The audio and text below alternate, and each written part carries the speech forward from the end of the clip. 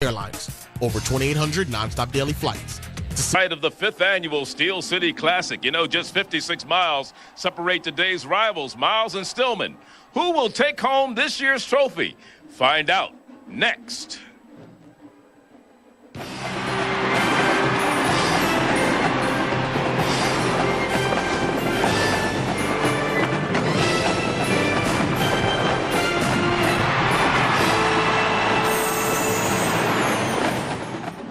We're at Legion Field in Birmingham, Alabama for this SIAC matchup. It's the 5th annual Steel City Classic as the Golden Bears of Miles College come in to take on the Tigers of Stillman College. Hello, everyone. Charlie Neal along with my partner, Chris Martin, and glad you could join us in Birmingham for this Steel City Classic. And when you look at this Miles team, they're still looking for their first win of the season. But more importantly, Coach Wade Streeter felt he needed to shake up things a little bit. So he's going to insert a redshirt freshman at quarterback today. We're talking about Ellis George.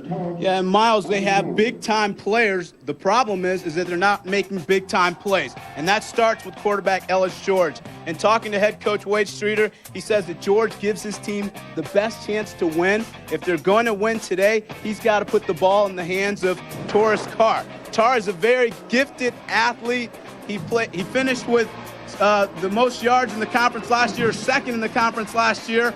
He has been slowed by injury, though. And the Golden Bears are waiting for him to have a breakout game. And you talk about Stillman and having a breakout game. Stillman is a very, very tough team against the run, and it all starts with a middle linebacker by the name of Harvey Logan. Logan's a very active blue-collar linebacker. He makes plays from sideline to sideline. Against Morehouse, he recorded a game-high 13 tackles. He will be very active today. And in the secondary, Brian Witherspoon is a difference maker. He's an incredible quarterback. He's got great ball skills. And against Morehouse, he returned to pick 99 yards for a touchdown. I look for him to get his hands on a few balls today. It should be a whale of a ball game. Miles has won 3 of the last 4 meetings. It was Stillman who came away with a victory a week ago, or a year ago, I should say. But they're all playing for the big trophy, the Steel City Trophy, in this 5th annual Steel City Classic. We'll be back with the opening kickoff in a moment. With Chris Martin here for this 5th annual Steel City Classic. As you see, the team in the white jerseys there, that's Miles College. They are the visitors today.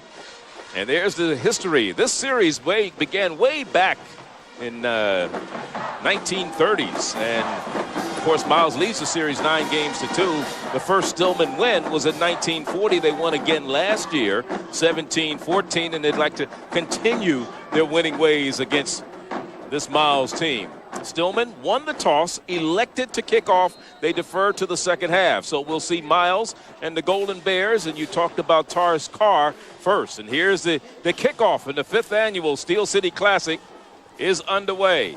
It is brought out from about 1 yard deep in the end zone and making a good run back up the field for the visitors from Miles College is Otis Bumpers III, a junior out of Meridian, Mississippi. So it'll be 1st down and 10. The tackle made by Larry Albert. Charlie, this will be a game of field position.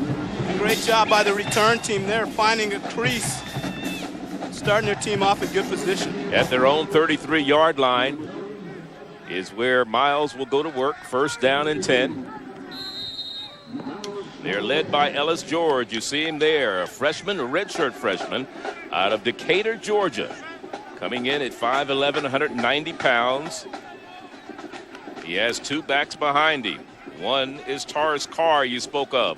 John Lowry is the fullback, number 45. On 1st and 10, we get a whistle right away. Maybe movement. Our referee today is James Terry, as assigned by the SIAC. Dr. Moses Norman is the supervisor of officials for the conference. So this is a long discussion about a 5-yard penalty, isn't it? Encroachment. 98. Defense. 5-yard penalty. Still 1st down. Here's Wade Streeter, 5th-year head coach. Played his collegiate ball at Southern University. And here's his record here at Miles College. Brandon Johnson was the man that was detected for being offside, so it's 1st down and 5. Taurus Carr with the handoff across the 40, 45, gets the 1st down, and he is across midfield before he's brought down by Nadate Hurd. And let's look at the offensive line with Darryl LeBeau. Well, that's not the receiver. These are the receivers in the backs. Taurus Carr, John Lowry, the fullback. LeBeau is one receiver along with Taquino George. The tight end is James Terrell. Offensive line, Demetrius Jackson is the center. He has Fahey and Bell at the guards and Evans and Banks at the tackles. And no running room this time for Taurus Carr, and a flag goes down. We're seeing a lot of flags in the ball game so far early. I think, Charlie, both teams are very antsy. There's a lot of anticipation, but it looked like a hold on the interior lineman.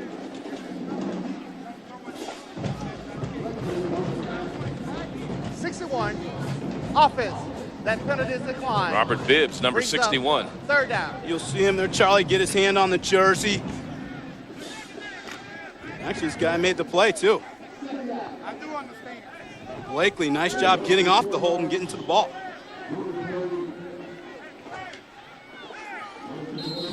So the ball is moved back to the 46-yard line, or make that the 46-yard line.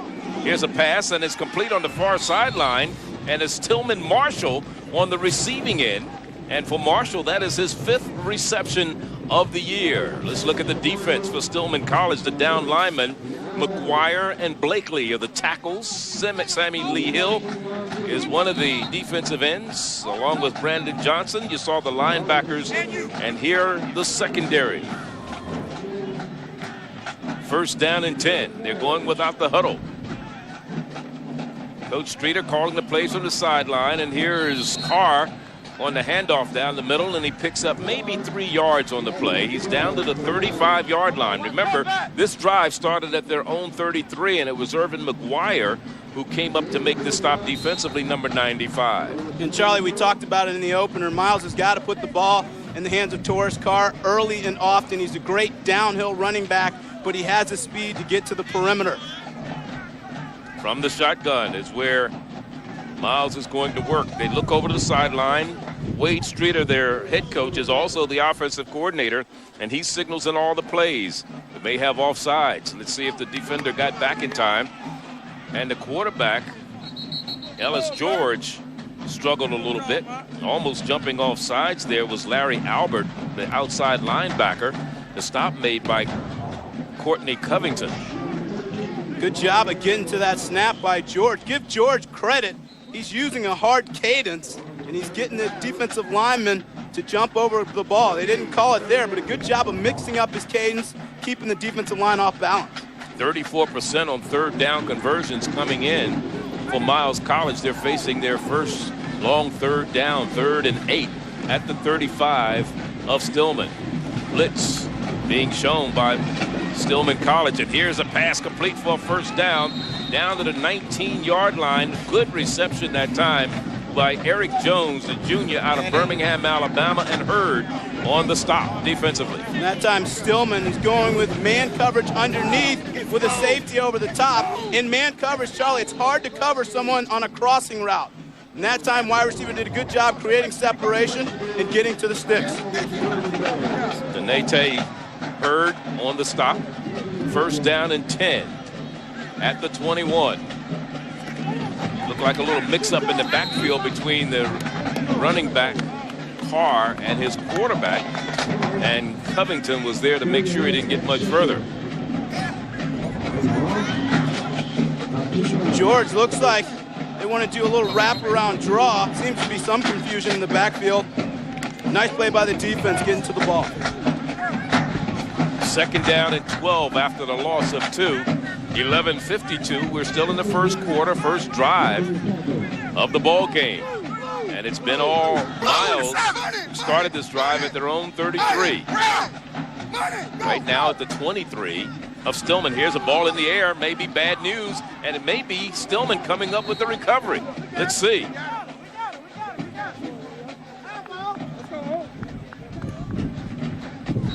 It was a high snap. Goes off in the hands of the quarterback, and he had trouble getting it. Charlie, that's one of the difficulties about having a quarterback in shotgun position. They've had a couple problems with the exchange already. So that moves the ball all the way outside of the 30-yard line. They have to get to the 11 for a first down. So it's 3rd and 21. 3rd down and 21. Hey, Coach, I'm part of the From the shotgun. Letting it go. Incomplete. Laying out for it on the near sideline, trying to come up with the catch. Number 82, that's Kevin Brown, the sophomore from Fairfield, Alabama. And that'll bring up a 4th down situation. He's running the corner route. Charlie extends his arms, just can't get to it. Stillman College on defense, they continue to go man-to-man with a safety over the top.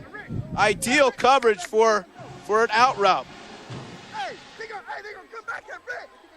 Now, apparently, Coach Streeter doesn't have a lot of faith in his field goal kicking unit, because this would have been about a 50-yard field goal. So he's going for it on 4th down, where he's 50% in that department this year. Remember, they have to get to the 11 for a first down or the end zone for a touchdown, but it's overthrown for Steve Robinson. Robertson just could not get there down in the end zone.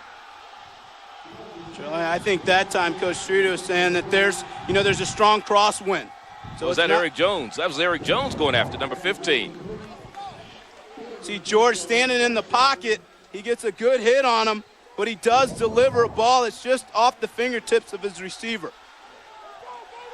Just starting to rain here a little bit, so they get down to the 32-yard line of Stillman, and they turned over on downs.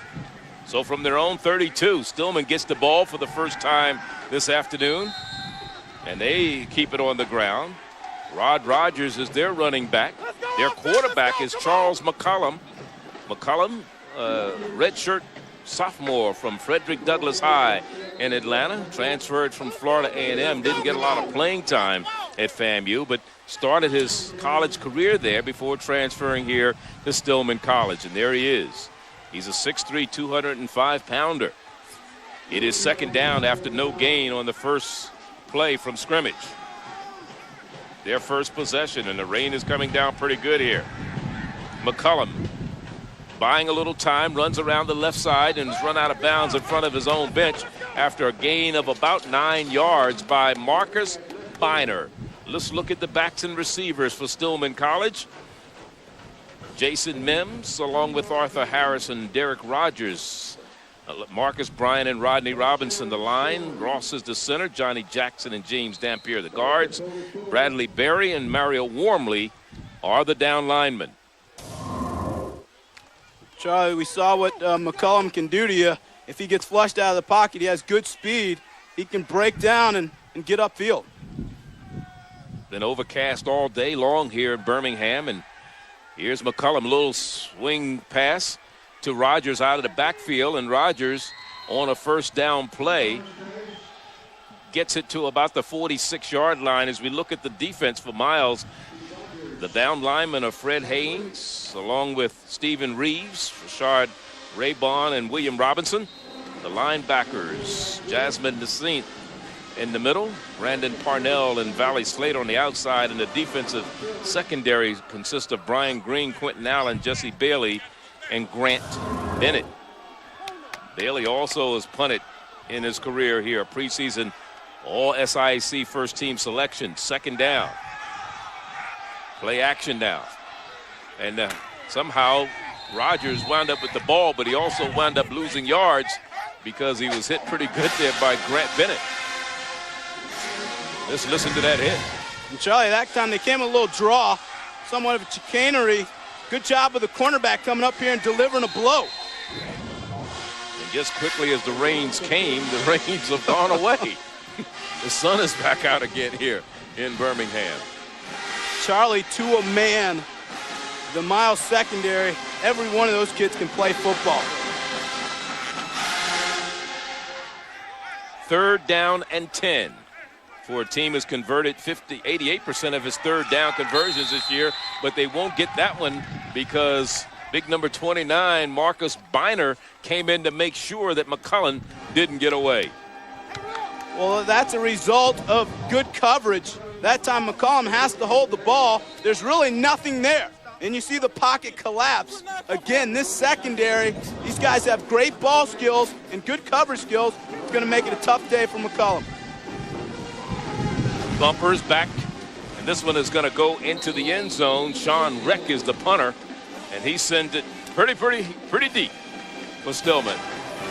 There's a timeout on the field, no score here. We're in the first quarter, under 8 minutes to go. So they started at their own 20, they turn it over at their own 25. Carr was the man who fumbled the ball. Here's a pass, incomplete. Down at the 2-yard line. Let's look at the fumble by Carr. Charlie, we've gotten a little rain today. I wonder if that made the ball a little slippery. I didn't see anybody put a hat on. It looked like Carr just coughed it up. And talking to Coach Streeter, he said, we cannot beat ourselves today. Certainly got to take care of the football. And here's one of the defenders downfield who was covering Brett Kimball on that pass play down there. And he got hurt a little bit. Jesse Bailey is the man shaking up on the play. And that time it looked like he got leveled by his own teammate. Jesse, a junior out of Birmingham, Alabama. He transferred here from Alabama A&M. Preseason all-conference selection. Last year, 7 interceptions. Still looking for his first INT this year. And Charlie, the thing about the secondary is how quick they get to the ball. Look at 2 guys there converging on the football. These guys, they're very aggressive. They go after the football. They don't want to knock the ball down. They want to get an interception.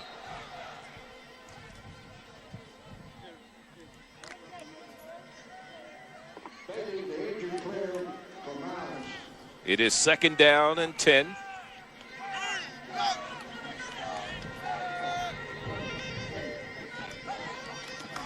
McCullum looking in the air again.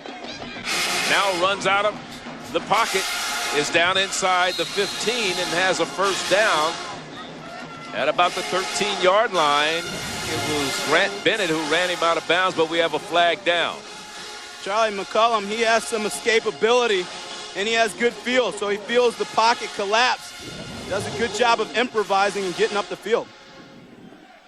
10-yard, replay, 2nd down. I believe it was Johnny Jackson, number 62, who was called for the holding penalty, so that nullified a first down inside the 15. This has all started with the secondary having good coverage downfield. See, McCullum really has nowhere to go with the ball until you get the hold in the right side of your screen there. 62, that was the young man who was called for, Johnny Jackson.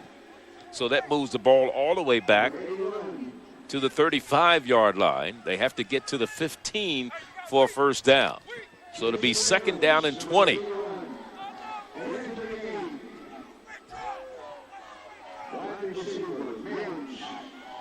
They may not get this one off. He's going to have to call a timeout because the play clock was ticking down under 4 seconds and their people still weren't set. So McCullum, you look at him right there. He decides to come over to the sideline and talk things over with the brain trust. Greg Thompson is the offensive coordinator. First quarter, 2nd down and 20 for Stillman College. They have the ball at the 35-yard line of Miles, trying to capitalize on the turnover, but they've been moving backward instead of forward so far in this drive. Back to pass is McCullum. Buys some time, under pressure, steps out of one tackle, but gets it down to about the 31 before he's dropped. The gain of 4 to bring up a 3rd and 16. Again, Charlie, I would credit the secondary. McCullum drops back, but he has nowhere to go with the ball. He's going through his progression, but it's just not there. The secondary, good coverage. See, he has nowhere to go with the ball. Everybody has a man. They sit back in a soft zone, playing for the sticks, and then he just has to improvise. Jeremy Parham is checked into the lineup for Stillman. Freshman out of Stone Mountain, Georgia. Here's McCullum on 3rd and long. And the ball hits the ground. He has it complete to Derek Rogers, but I think Derek didn't hold on, or either the knee hit the ground, so they may call an incomplete pass. Plus, we may have a penalty flag on the far side. The head linesman looked like he dropped the flag. So what do you do if you're the defense? Do you take the play or do you take the penalty?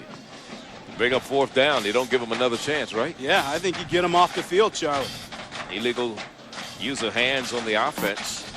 Do you move him back even further? I think he dropped it here, Charlie. Get a good look at it. Yeah, it hit the ground. Be a good second baseman, though, wouldn't it? Offense. That penalty is declined. Brings up 4th down. That was Brad Berry, the tackle, sophomore, red shirt out of Columbus, Mississippi. Whistled for the infraction that time, so to bring up a 3rd down and 16. Make it a 4th down and 16, rather. Charlie, you're getting the holding calls for Stillman because of the coverage, and they're having to sustain their blocks longer, which is why they're pulling the jersey. Remember, this drive started at the Miles 25, and they're going to go for a 47-yard field goal. Stillman's field goal kicker is Fleming. His longest this year is 41. That was against Tuskegee. It's up. It looks like it has the distance, but it's no good. Off to the left. He had the distance, but it was far left. A 47-yard field goal, and the ball goes over to Miles. Still no score here in Birmingham. Chris Martin for the Stillman Miles Steel City Classic, 5th annual version. No score between these two teams. We're in the first quarter. And the 3rd possession offensively for Miles College today. They have it at their own 30-yard line. Out of the shotgun, their work with their quarterback, Ellis George.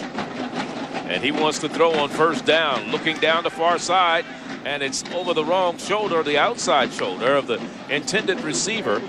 That was number 15 way downfield, and that's Eric Jones. That time, Coach Streeter saying we're going to take our shot. 1st down, a lot of coaches believe it's a waist down, so they try to hit a fade route. Make sure Stillman defensive backs are on their toes. And I'll tell you, they're bringing it. He may not be getting sacked, but he's getting hit a lot back there. That is Ellis George. Low snap, hands off to Carr. He tries to cut it back inside. He's been bothered with a shin injury this week, and he loses maybe a half a yard on the play. Monday nights, we invite you to join Mike Hall, Mike Gottfried, and Todd McShay as they break down the most recent AP and Division I AA polls, as well as a look back at the big games from the past weekend and a look ahead to the big games to come. It's the U inside the polls, and it comes your way Monday nights at 6 Eastern right here on ESPNU. And for more information, log on to ESPNU.com. It is 3rd down. 3rd and 10. There's the stats on Taurus Carr. 160 yards a year ago against Stillman, and here's the pressure being put on the quarterback. He has some room, gets it across the 35, and he's hit just as he gets to the sideline, and we're going to get a flag for a late hit because the quarterback was going out of bounds, and it's going to be whistled against Brandon Johnson. And Johnson's got to let him go on that, Charlie. There's no reason to hit the quarterback. Clearly, he was out of bounds. He also had the 1st down. Nice job of tucking the ball in and finding a crease. That time, Stillman brought a lot of pressure up the middle. Good job of tucking it in. On the defense, 15-yard spot foul, 1st down. So 15 yards from the spot of the infraction. He had already gotten to the 41, so this is going to move the ball across midfield and take it down to the 42-yard line of Stillman College. So the big penalty on big number 98 there, Brandon Johnson, academic business administration major. 17 sacks for his career coming in. At 5 a year ago. 1st down and 10.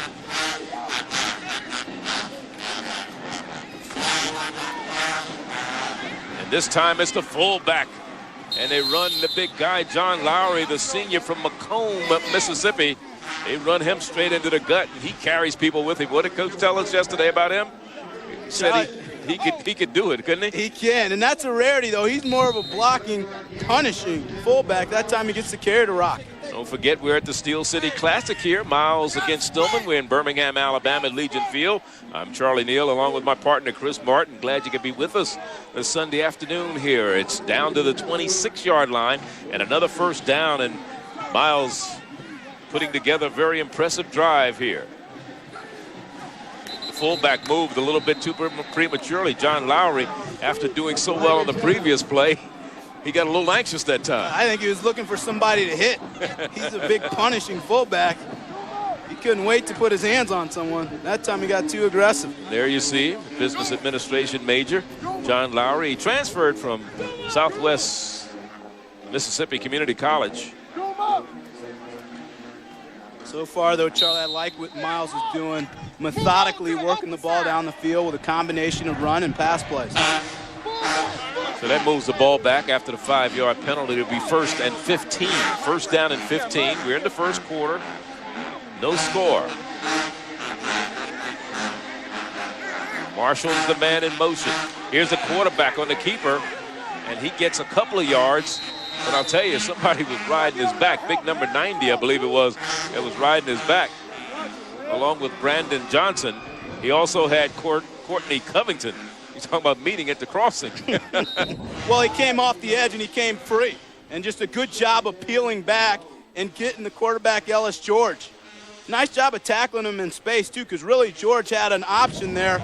He pulled it in. Excellent job by Alex Dumias in getting to the ball and wrapping up the ball carrier. So it is second and 13. George lets it go. Oh, almost intercepted. Defending was the Nate Hurd. And Hurd was looking for his second INT of the year. I think he was also looking to go to the house with it. Yeah, he would. He had a 43-yarder earlier this season on an interception. Didn't score on it, but he did have an INT. That's a great break on the ball, though, Charlie. Charlie, when you get man-to-man coverage, offensive coordinators, they love to run crossing routes. It's the hardest route to cover in man-to-man. That time, excellent play by Denate Hurd of breaking that one up. Denate out of LaGrange, Georgia, from Troop High. Preseason second team All-SIAC. And now a timeout's being called by Miles College as you look at Wade Streeter on the sideline. His first year here, he went with a record of 4-7. Then he went 6-5 in his last 2 seasons. He was 7-3, 24-19 right now. Don't forget this Thursday night, ESPNU continues college football as running back Justin Ray and the Sanford Bulldogs host the Southeast Missouri State Redhawks. It's an Ohio Valley Conference clash right here in Birmingham, Alabama. We'll be back here for that one. College football prime time, ESPNU Thursday at 7:30 Eastern. For more information, log on to ESPNU.com. Well, some pressure on the Miles quarterback today. Yeah, they've been coming up the gut. They've also been rushing off the edge. Ellis George does have some escapability, though, and he has pretty good pocket awareness. You see he gets flushed out here, but he's able to tuck it in and get to the sticks. I would look for Stillman to continue to bring pressure up the gut. And so far in third down conversions, Miles for the season, 34%. That's a pretty good percentage. There's a man wide open. It should be 6 points. Let's see. Down at the 1-yard line. It was close. Make it at the 2. They dropped the receiver, Taurus Carr, at the 1. Brian Witherspoon was the man who came up with the touchdown-saving tackle. Charlie, again, you get man-to-man coverage. You have the linebacker working against Carr, which is not a fair matchup.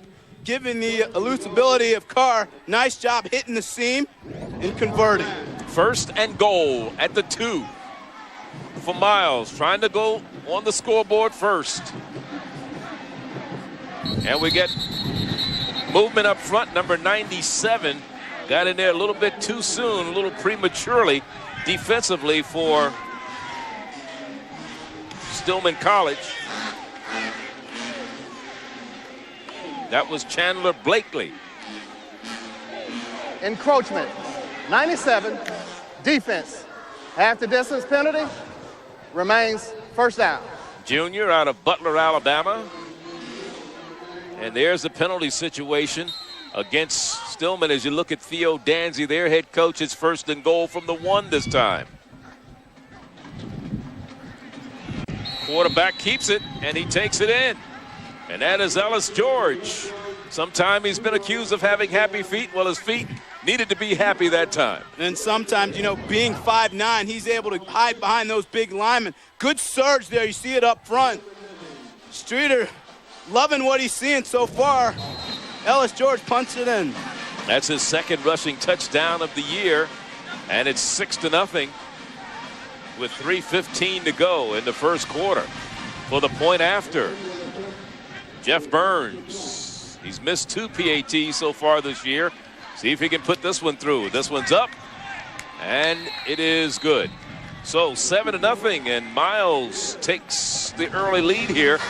We're in the first quarter, 3:15 to play, and that's a 70-yard drive. Let's watch the touchdown again. George does a nice job of finding the seam, but the key to it is the offensive lineman and the surge they get up front. See a pancake block there by the big old guard. Ellis George excited about that. So on their 3rd possession, they go 70 yards. They started at their own 30, a very impressive drive, and they put it in the end zone. It was an 8-play, 70-yard drive. And so far, Charlie, Miles is taking what the defense is giving to him. They say if you want to play man-to-man coverage, we're going to run crossing routes.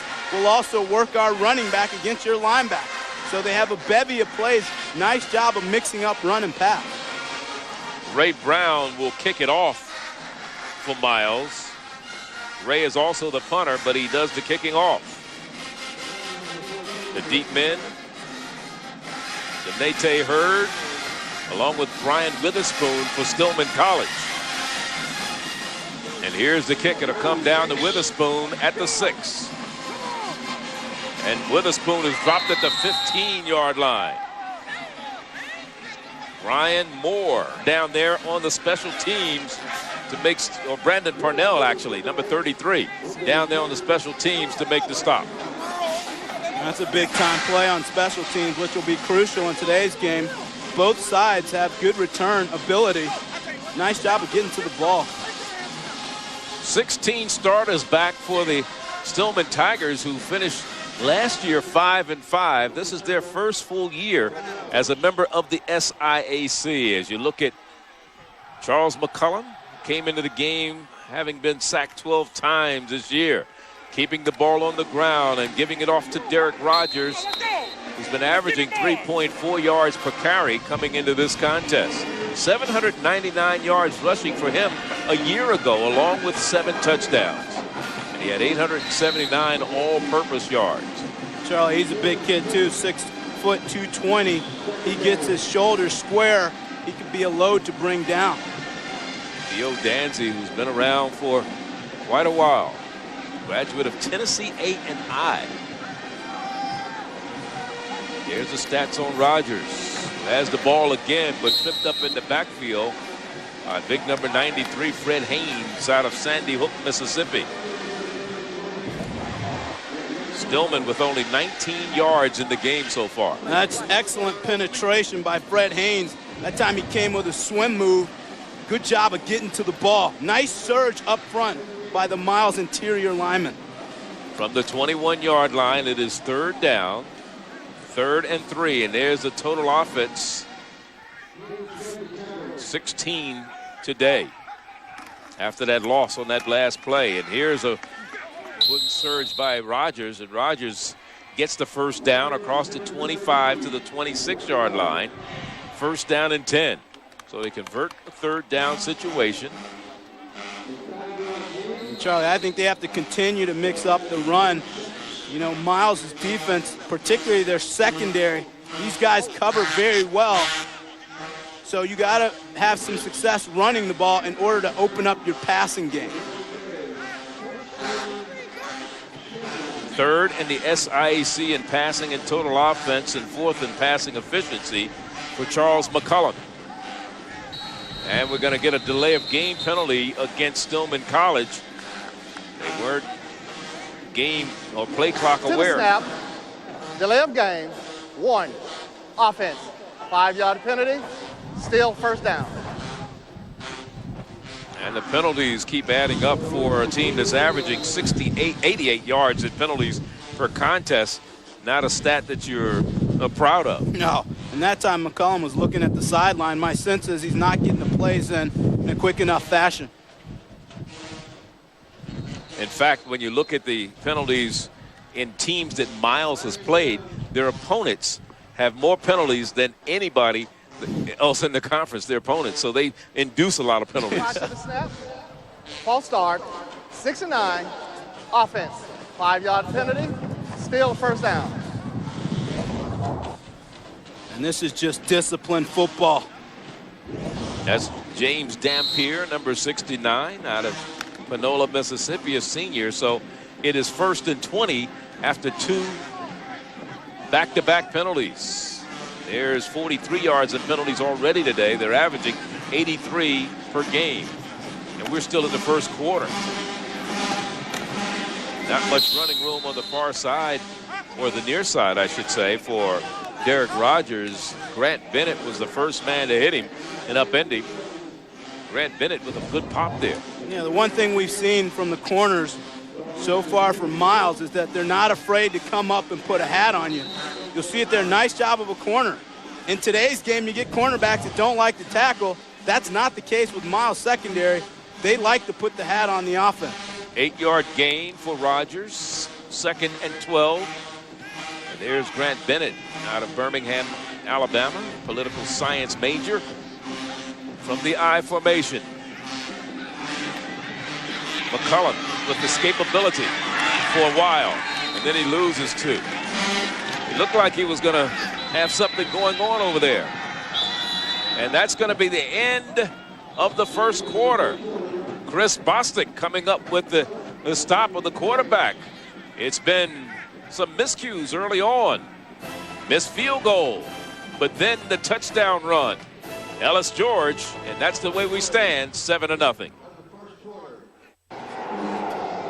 7-0 our score here as we start the second quarter. A Falcon fan who's enjoying the festivities in any way they can, right? The Steel City Classic here in Birmingham at Legion Field. Charlie Neal along with Chris Martin. And there's the season's 3rd down conversions for Stillman. Today they're 1 of 3. And here's a pass, incomplete. On a comeback route, they're 1 of 4. Look like Marcus Bryant, number 3, trying to come back for the pass, and it goes incomplete, and it'll bring up a 4th down punting situation. That'll bring on Sean Reck. He had a 61-yarder the last time he punted. He's averaging 44 yards per punt. He leads the conference in punting.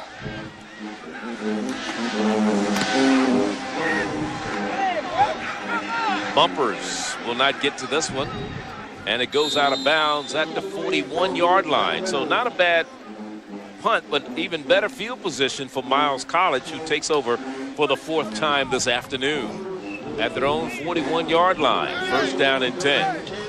That time, Charlie, they had a punt block on, which is why you had no return set up. Where Stillman stubbed their toe is with penalties, though. Just keep stalling their drives, but a good defensive stand by Miles. About a 38, 37-yard punt.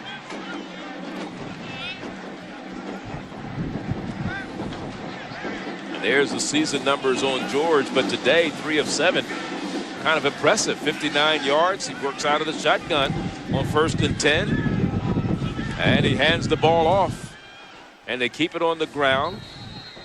And getting yards all the way up to midfield stripe is Taurus Carr again, as Larry Albert came up to make the stop defensively for Miles College. And again, Charlie, as we discussed in the opener, Carr has been banged up. He's had a shin injury. So far, he seems to be moving pretty well. Good job of getting to the sticks. He started his college career at Mississippi Valley. His dad got sick. He decided to transfer back home to Birmingham. He's from Birmingham, Alabama, and his dad passed away, and he came back here and matriculated over to Miles College and has done a pretty good job. Last week he was held to 12 yards on 9 carries in their loss to Tusculum, 20-14. In fact, they managed only 38 total yards in that game a week ago. We see here Miles goes to that little wraparound draw, but good penetration kills the draw. Second down. 2nd and 11. George looking in the air. Looks off to one side. This is going to be incomplete, out of bounds on the far sideline. Trying to get it to number 82 out there, and that is Kevin Brown. But the ball was thrown way outside of the receiving area. And Charlie, see, that was a nice job of forcing the receiver to the sideline. That is exactly how you coach it. You use the sideline as your help. Nice job of the cornerback forcing the receiver out of bounds. Excellent coverage. And you see McCoy, who was covering downfield, Davion McCoy. He's a freshman out of Ensley High here in Birmingham. So to bring up a 3rd and 11 for Miles. Pressure. Almost stepped away, loses 2 or 3 yards back to the 47-yard line. And Stillman was coming with a vengeance. Derek Thompson, one of the men on the stop defensively. Well, that time they brought the heat up the middle. It cuts down on the running lanes, so Ellis George really has nowhere to go with the ball. Excellent pursuit by the defense and wrapping him up. We'll see the punt for the first time by Ray Brown, who punts barefooted. He just decided to try it, and it's been pretty effective for him. Fair catch called for and made right at about the 21-yard line. So that's where Stillman will get the ball, their 4th possession. They trail 7-0 here in the 2nd quarter. Campus are the band members. They work harder than the football team, and they're getting ready.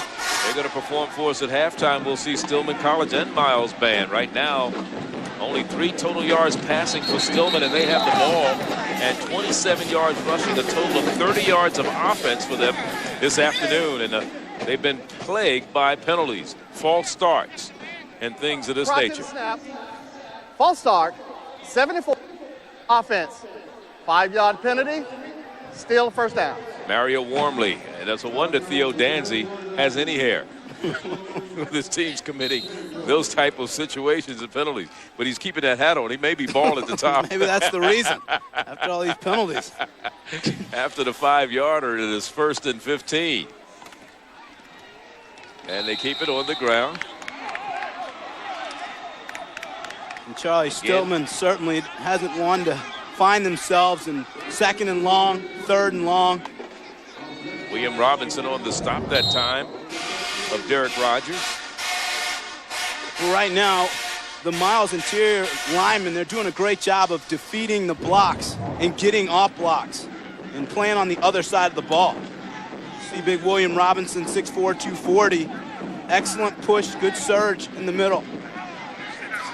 2nd and 13.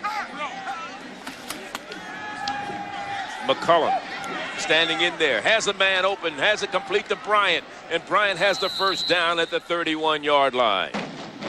So Bryant on the reception. It was Bailey who got injured earlier in the game on the stop defensively. And the key to that play, Charlie, is McCullum staying in the pocket and letting this route unfold. It's a dig route over the middle. Nice job of the receiver sitting down in the zone, but a good ball, good strike by Charles McCullum. Only the 2nd first down of the game for Stillman College. So it is 1st down and 10 at their own 31-yard line. They get out of the shadow of their own end zone, and here's McCullum, a little swing pass. But I'll tell you, a fumble. The pass was complete to Robbie Robinson, and let's see. It went out of bounds before it was recovered by anybody. Miles was hoping, but I'll tell you, let's see who put that hit on Rodney Robinson. Coach is not happy. Those are the assistants. Oh, it's rolling out of bounds here. Can't you see it? I mean, where you been? He's got to let him know. Oh, yeah. That's why I get paid.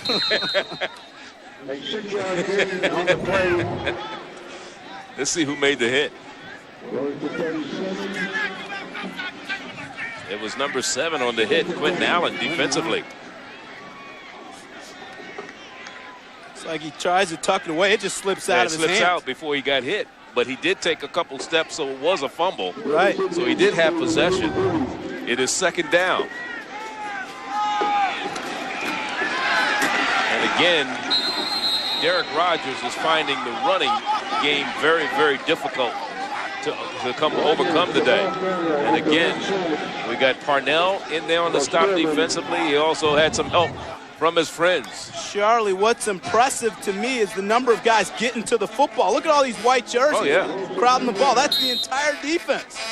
Flying around getting to the ball. Thought they were giving away $100 bills in there, huh? That's what you call a party at the football. Yes, indeed. Coaches love it. Everybody put a hat on the ball at the 35-yard line. Another third down situation facing Stillman College. And the defense, Miles, today only given up 28 yards. For the season, they had given up an average of 154 yards a game. And a charge timeout. We have a timeout on the field. It's 10:13 is the time remaining. And there's the timeouts left. Miles only has 1. Stillman has 2 timeouts left. Monday nights, we invite you to join Mike Hall, Mike Gottfried, and Todd McShay as they break down the most recent AP and Division I AA polls, as well as a look back at the big games from the past weekend and look ahead to the big games to come. The U Inside the Polls, Monday nights at 6 Eastern on ESPNU. For more information, log on to ESPNU.com. And we'd like to take this moment to welcome all the Dish members who are joining us here on ESPNU. We'd like to say we welcome you and thank you for joining us. So far today, Stillman College with 53 total offensive yards, 27 passing, 26 running. And Coach Streeter, the head coach for Miles, he's got to be excited about what his defense is doing. They have good pursuit. They're flying around, but they're getting to the ball. That's the key, Charlie. 3rd down and 6. McCullum under pressure. Gets away from one man. Will not get away from the second. And he is sacked for the 13th time this season. And a flag is down. Let's see what the penalty marker is about.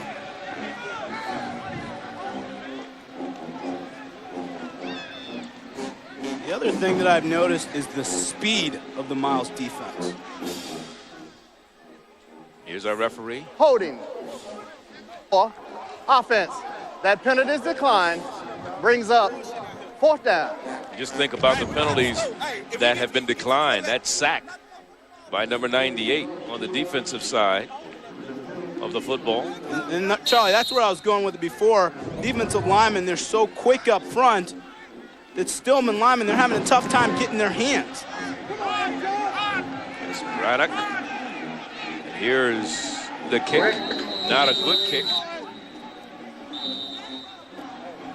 There's a timeout on the field, 7-0. Miles College will have the ball when we come back. They lead it 7-0. In the second quarter, the Miles band warming up, getting ready for halftime. They've been dancing all over the place. Well, that's Stillman and Miles. I'll tell you, they're going to be a whale of a halftime show. On 1st down and 10, ball stayed on the ground. And the quarterback, Ellis George, on the keeper, picks up about 5 yards out to the 41-yard line. And look at the offense so far today, 105 yards in total offense for Miles. They're averaging 224 for the season, so if they keep going the way they're going to surpass their season numbers. And a lot of it's due to number 13, Ellis George, being a leader and really engineering this offense today. From the shotgun again, he has Carr to his left. Lone set back in the backfield. Fakes the Carr, keeps the ball, gets an opening, cuts it back, and gets down to the 34-yard line. They'll mark it right at the 35 before Calvin Eaton made the stop defensively to save the day. But big yardage for the quarterback, Ellis George. And Charlie, this is a design play. He just fakes the handoff. You see it part right there. Nice job of bouncing off of a tackle. Big linebackers got to wrap him up. If he'd have stayed back to the right side, I think he'd have gone all the way. Yeah, but a good job of getting his shoulder down and just fighting off the tackle. He had good blocking downfield from Tillman Marshall, the wide receiver, and it is first down and 10. They're in Stillman territory. This time the fullback gets the call, and he rumbles forward, and he's still on his feet. There's Lowry down inside the 10 to the 9-yard line. Lowry on the carry. Larry Albert saved the day. And Lowry's the caboose.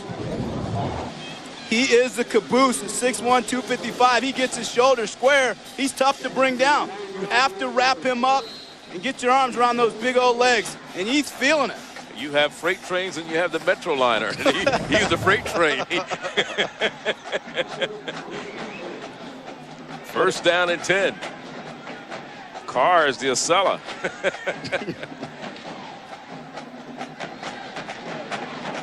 Again, he gives it to the fullback, and Lowry runs for a few more yards. Lowry, before that run, had rushed twice for 42 yards. So he's averaging, that's pretty good average, 21 yards a carry. Charlie, it's an anomaly. Usually they just use him as a blocking back, but Lowry's feeling it. So I like the play call. He's had some success running the ball. Go back to the big fella. He is a punishing runner. And Stillman calls a timeout, each team with one timeout left. I'll tell you, the big guy Lowry out of Macomb, Mississippi, last year he only carried the ball twice for a total of 3 yards. He came into today's game averaging just under 5 yards per carry. You talk about this Miles team and the woes they suffered early on. They lost their season opener to the Albany State by 1 point. They missed an extra point. They committed 4 turnovers, and Harris, their starter, Jonathan Harris, was intercepted 4 times. In the second game, they lost to Clark Atlanta 21-2. They fumbled 3 times, gave up 2 long touchdown passes and a 70-yard punt return and 351 total yards. Against Tuskegee, 36-7 is the loss there. They managed just 196 total yards, gave up 448, 333 were in the air, while against Tusculum in their last outing, they lost 20-14. Their opponent scored with 40 seconds left in the game. They committed 3 turnovers, and they were held to 38 yards rushing, but they've cured that rushing woe today.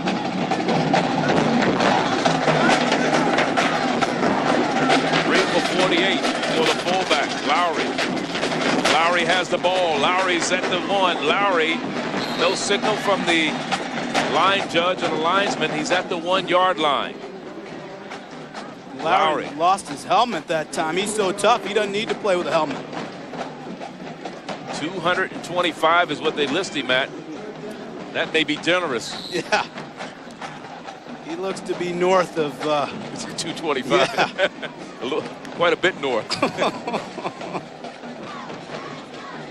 On 3rd and goal, will it be Lowry again? Here's the quarterback. He already has a touchdown, and we get a movement, and we're going to get a flag. Time I think the defensive line got a little antsy, trying to get their pad level low. I think they came across the ball.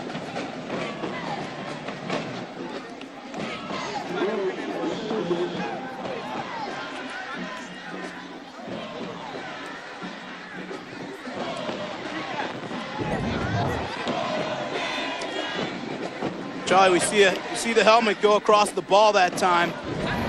They're really trying to get their pads low. Defensive lineman for Stillman. That was the 7th penalty against Stillman today. Here's the quarterback, Ellis George. We still don't have a signal from our referees yet, and I don't think he got across. No, I agree with you. I think his knee hit the ground just as he spun off the tackle. So it's 4th down, 4th and goal. Yeah, he's looking for a crease, but you see his knee hits the ground. Excellent call by the referees, being right on top of it.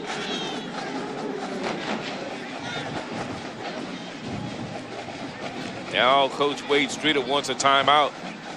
Well, he wanted a timeout. He's not getting it. His players are going to go ahead and run this 4th down play. 4th and goal from the 1. And they cross the plane. That's all the ball has to do is break the plane. And it's a touchdown for Miles College. Even though he fumbled the ball, but he was across the goal line. Yeah, he extended the ball. And all the ball has to do is break the plane. Good job of getting it out there before contact. You see the ball break the plane. I like the play call. It worked earlier in the game. Let's come back to it. George with 2 rushing touchdowns today. And this one, the drive started at their own 36-yard line, a 64-yard drive. And now for the point after touchdown is Jeff Burns. Is blocked and picked up and being run back. And running it back is Larry Albert. And Larry Albert Kick return on me. Hey, kick return. runs it back. Kick return. Nice job of the defense there, stepping up and making a play. And it's a 2-pointer for Stillman College. They get on the board on the block punt. Albert with the return. He brings it back about 90 yards. More from Augusta, Georgia. Larry Albert, 97 yards. He takes it back on the block. He blocks it and picks it up. Yeah, Charlie, great job of coming up the middle. Not only does he block it, he says, I'm not happy with just blocking it. He picks it up and takes it to the house, 97 yards. Putting his team on the board.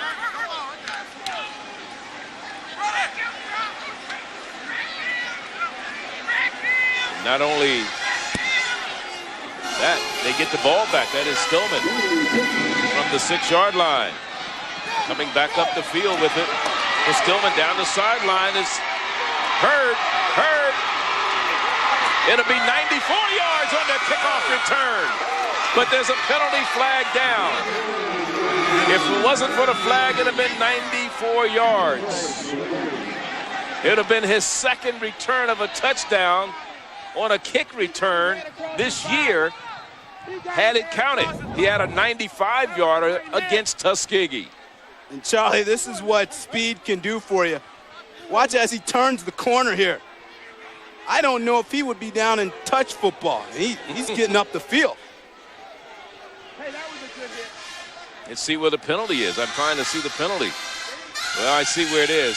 It was back there. There was a legal block in the back is what we're going to get.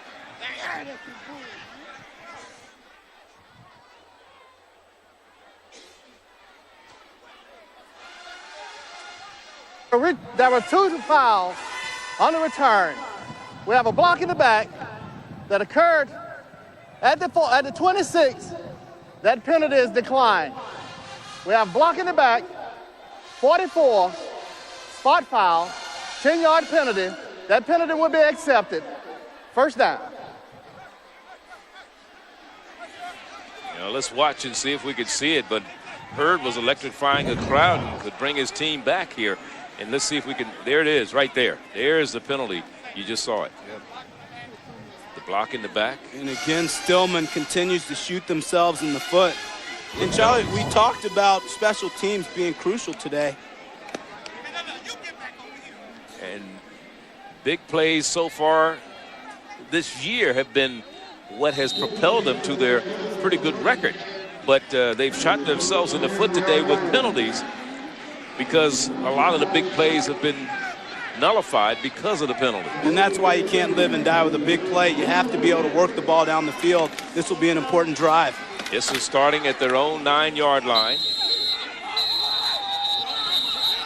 And the ball is whistled down. Picking it up was Grant Bennett, thinking he may have something going. Let's watch this big crunch. Charlie, you can just feel the energy of the Miles defense. And they're just flying around to the ball, not being blocked, taking good angles, pursuing to the football. These guys are playing with their hair on fire. You know, you saw Hurd run. He's a sprinter on the track team now. And Tuscaloosa, Stillman College, Tuscaloosa, Alabama, about 50-some miles down the road from where we are here in Birmingham.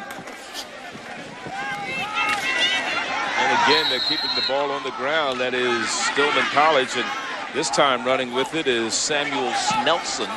George Wilcher on the stop defensively for Miles College. And that pressure D is continuing to come to the forefront. Well, in the interior, they continue to play on the other side of the ball. That's attributed to the surge and the push that they're getting up front. And again, you know, the interior play works hand in hand with the secondary. You know, great coverage downfield. It helps out with your interior lineman, helps them pin their ears back and get to the ball. Coming into today's game, Miles had not scored in the second quarter this year, and they have 6 points on the board right now. They're working from the I formation. Here's a delayed draw play, this time to Collier. And Collier is shy of the first down by maybe a yard. Let's see where they mark it. There he is, number 11, Lonnie Collier, Jr. out of Brandon, Mississippi. Transferred from Northeast Mississippi Community College. It's going to be close, maybe a yard shy. It'll bring up a 4th and 1. Charlie, when you've not had much success passing the ball, it's hard to run a draw play. You know, you run draws once you've aired the ball out a little bit, you have the defense on their heels. So that'll bring on the punting team for Stillman College, Sean Reck. He had a 61, a 37, and a 31-yarder.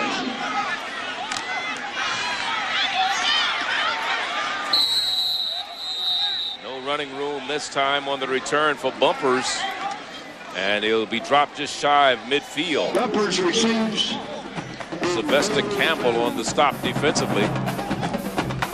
Don't forget the ESPN College Football Encyclopedia is the biggest, richest reference guide ever published on the history of college football. You can read all about the profile, records, and statistical leaders and fight song lyrics of all 119 Division I programs, the Ivy League schools, and the most prominent historically black colleges dating back to 1869. Available now wherever books are sold.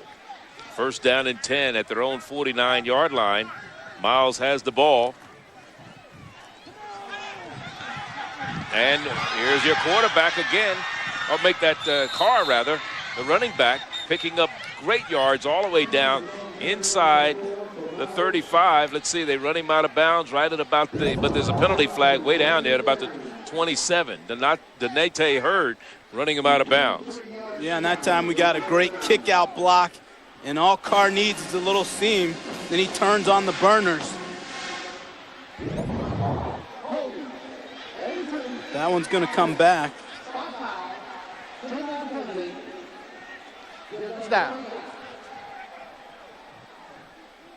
So it's very few penalties that has been amassed against Miles today, and that one negated another big long run.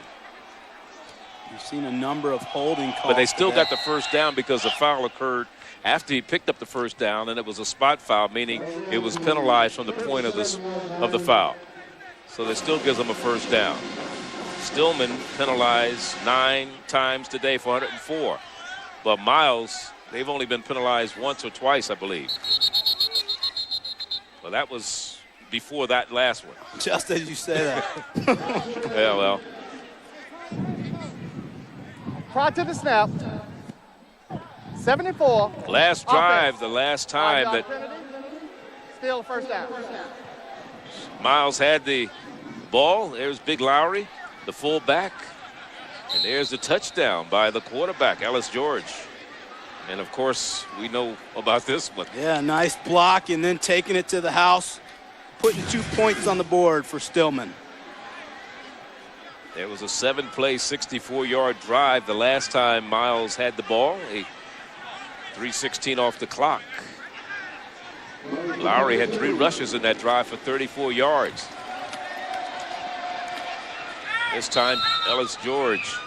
You know, one of the things we talked to Ellis yesterday a little bit about having happy feet. being back there as a quarterback and not taking time to find your open receiver. I said, talk to me about those happy feet. What did he say about the clock? He said the clock in the back of his head, when it goes off, he knows it's time to move those feet. He doesn't care about anything else. When that clock goes off, that alarm says, oh, I've been back here 3 seconds. Time to go. I tell you, I've been impressed with his feel in the pocket, though. You know, young quarterbacks, typically they have to see the pressure. But with George, he's able to feel the pressure and then get out of the pocket. Great pocket awareness. George on the pass, has it complete on the near sideline. And it was receiving it to Keno George, number 6, Larry Albert defending. George, a transfer from Ole Miss. Keno, no relation to the quarterback, Ellis George. Charlie, what I like what George is doing is he's looking off the defense.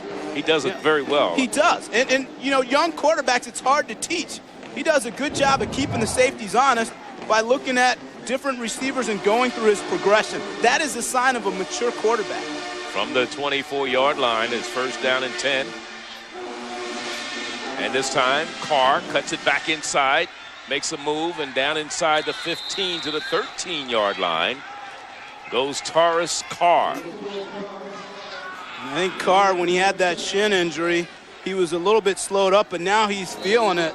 You know, and he's got some wiggle to his game, so you really have to wrap him up because he can make you miss. He came into the day's game with 1,475 career yards. Out of Birmingham, Alabama, local kid. Preseason all SIAC first team, and he has the ball once again. This time he's going to lose yards, maybe a 1 or 2. He's got 33 yards on 9 carries before that last one. And Charlie, we talked about it earlier. Some teams live and die by the big play, but what I like about Miles is they have the ability to make big plays, but they can also methodically work the ball down the field. Sign of good coaching by Wade Streeter. It certainly is.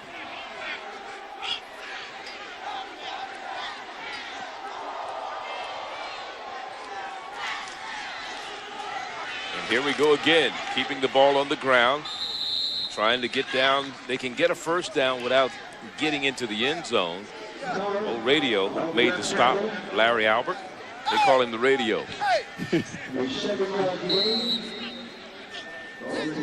Trying to turn up the volume then, I guess. You know, you're talking about a slow start for Miles this year. They had a slow start a year ago. They started their season 1-3, and then they won their last 6 games to finish the season 7-3. You don't like to start 0 for. You like to get out the box with a 4-0 or rather than 0-4. But if history can repeat itself, I'm sure Wade Streeter would very much welcome it. There's a timeout on the field. This time Miles uses its last timeout. 1 minute and 5 to go. No more timeouts for Miles. Stillman still has 1. And we have a 13-2 score as you look at Wade Streeter over there. We talked about the fact that Miles started slow. On the other side, Stillman started the season. They lost to Tuskegee 32-20. They fumbled 3 times, lost 2, allowed 453 yards, 239 on the ground, and allowed 2 of Tuskegee's running backs to gain over 100 yards. In fact, Hurd in that game had a 95-yard kickoff return for Stillman College. And then they beat Lane 23-13. They held Lane to 58 yards running. Witherspoon had an 84-yard kickoff return for a touchdown in that game. And they beat Morehouse 35-14. They brought back 2 interceptions for touchdowns. Witherspoon brought one back 99 yards. Eaton one with 60 yards in the fourth quarter with 26 seconds to go to preserve that win. And they held, I believe, Mr. J.D. Washington, the leading rusher in the SIAC, to something like 55 yards. Third down, 3rd and 2.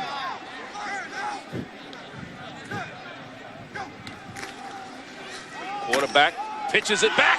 It's a fumble. Still on the ground. And it's Stillman coming up with it. Stillman came up with it. Calvin Eaton, number 31, recovers the option.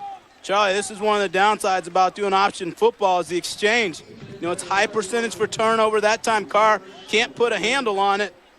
Good job by the Stillman defense of getting to the ball. Big turnover for Stillman. Second turnover of the ball game for Miles College. They had an interception in the first quarter by Hurd, and then we have the fumble this time. Eaton with the recovery.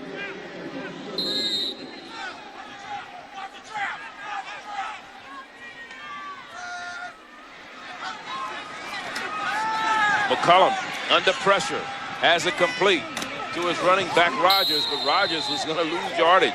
This was a drive that started at their own 21, and it was Bostic who made sure, along with Fred Haynes, putting the pressure.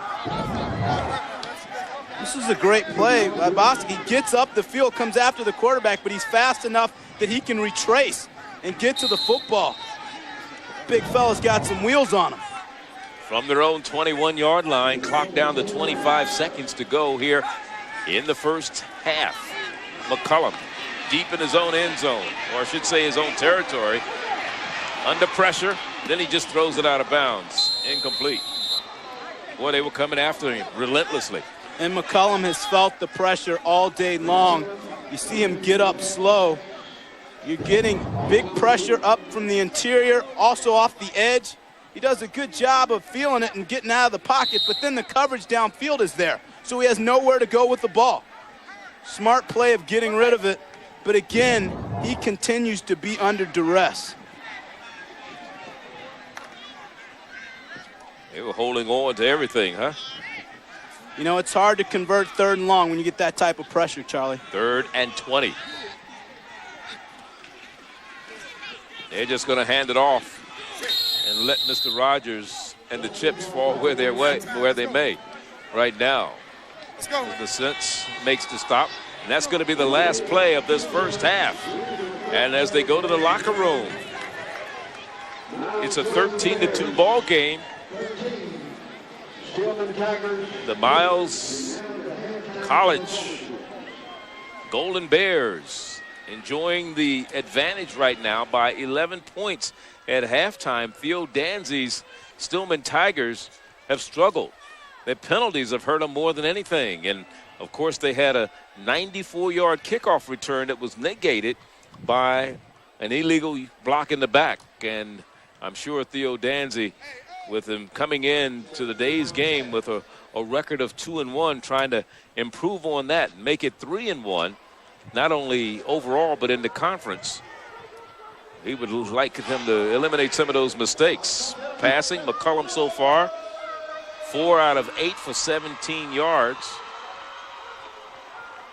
Running 5 for 8 yards. So it's been quite a first half. And that's just disciplined football. Can't beat yourself. Can't have all these penalties if you're Stillman College. There's Theo Danzy on the sideline. Theo, good afternoon. Charlie Neal here. How are you? Okay. Well, not too well either. I know that, Coach. Talk about how you're self-destructing a little bit with the penalties in the first half. If I could give an explanation for it, I would. If I could do something to improve it real fast, I would. But we're killing ourselves. What do you say to your team now at halftime, and what adjustments will you make? Don't try to win the game. Just be a team player and look good and doing that. Coach Danzy, what are you going to do to control Ellis George on the offensive side of the ball? He seems to have a good feel for the offense and breaking down, containing coverage. We just play a little harder defense. Get at him a little harder. Hopefully come up with some big plays. Yeah, you need some big plays in the second half, and we'll let you go talk to the team. Coach, thanks for joining us here at halftime. Theo Danzy, the head coach at Stillman College, his team down by 11 points, basically because of mistakes. They trail it 13-2. And we'll be back. We are looking at the Miles College marching band, and we'll be back with more halftime activities. It's the Purple Marching Machine. They're 200 strong. Arthur Means Jr. is their director. We're at halftime. Steel City Classic from Birmingham. 4-2 is our score, with Miles on top of Stillman College. And right now, the band's down on the field, but before we go down and take a look at the band, Charlie Neal along with Chris Martin, glad you could be with us here in Birmingham. This 5th annual Steel City Classic, and the first half has been a thing of defense as far as Miles College is concerned. They've been all over Stillman today. And they've been very impressive, and what is impressing me the most is they swarm to the ball. You notice once they get to the ball carrier, you're seeing 2, 3, 4 white jerseys. They're a ball-hawking defense. So far, McCullum, he doesn't have anywhere to go with the football. Well, let's look at some of that first half swarming defense by this Miles College team. And you look at it right here. Here's their running back. He just can't get loose. No, you got pressure coming up from the interior. You also have the speed rushers coming off the edge and the good coverage downfield.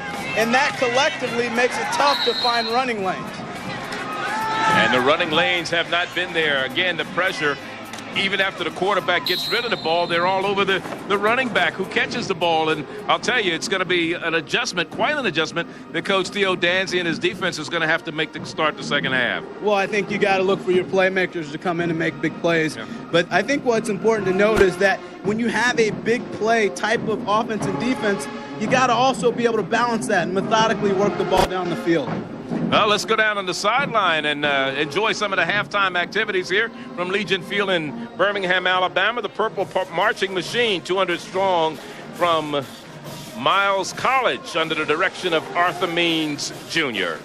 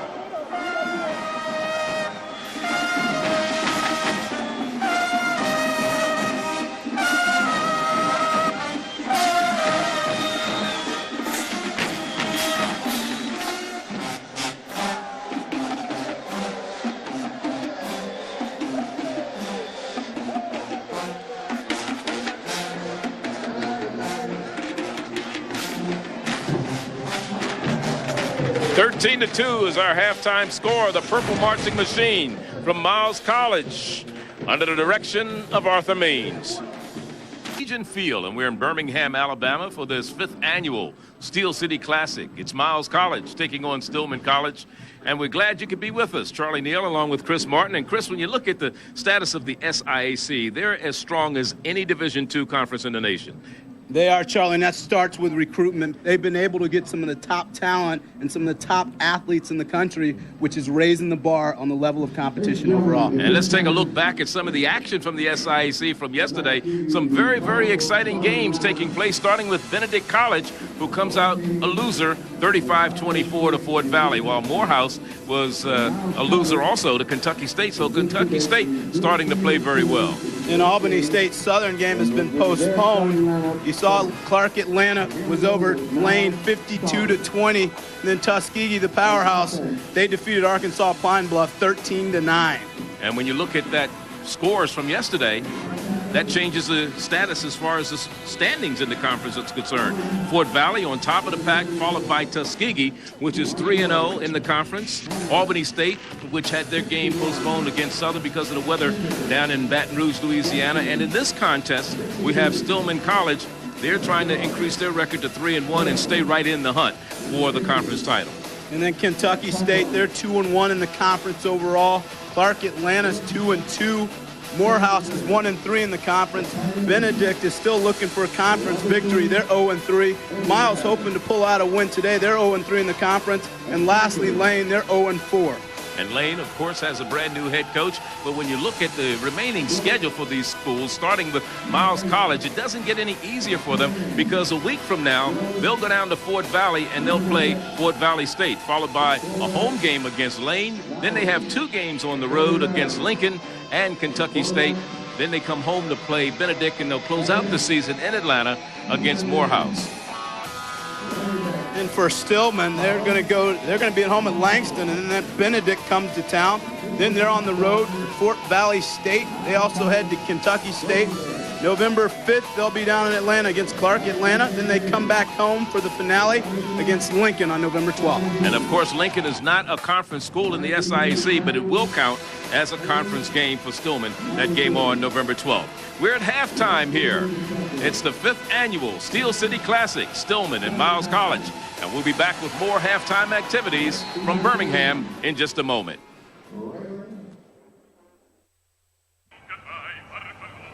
Here at halftime at Legion Field in Birmingham, Alabama, where Miles leads Stillman 13-2 here on ESPNU, and ESPNU returns to Birmingham this Thursday night. Samford University taking on Southeast Missouri State. Samford has a quarterback by the name of Jefferson Adcock, and he'll hook up with wide receiver Jeff Moore. Southeast Missouri State's quarterbacks Mike Haley or Kevin Ballator, who will be in the lineup on Thursday. Stay tuned for that Ohio Valley Conference clash. College football primetime on ESPNU this Thursday at 7:30 p.m. Eastern. For more information, log on to ESPNU.com. Now let's go down to the sideline and enjoy the home band from Stillman College, the Blue Pride Marching Band. Charles Cooper is directing them today. Let's listen.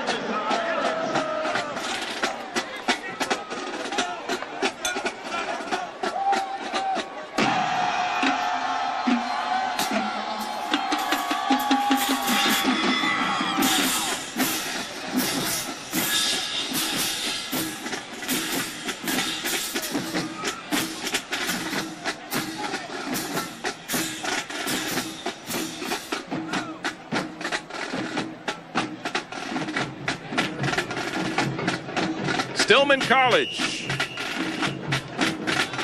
The Blue Pride Band, 13-2 is our score. We'll be back.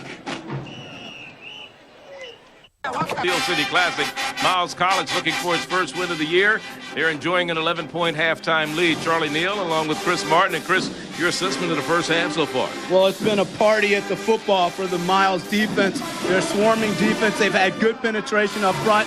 The secondary continues to hold, and they're making it tough for McCullum to find any seams in the defense. there were some mistakes early by both squads. A little sloppy play at the outset, but then finally Miles started to get themselves together. We look at some of the first half highlights here, and here's a miscue by Ellis George early. Tough time getting a handle on the ball, but here you see an incomplete pass by Stillman, and then it comes back to Miles.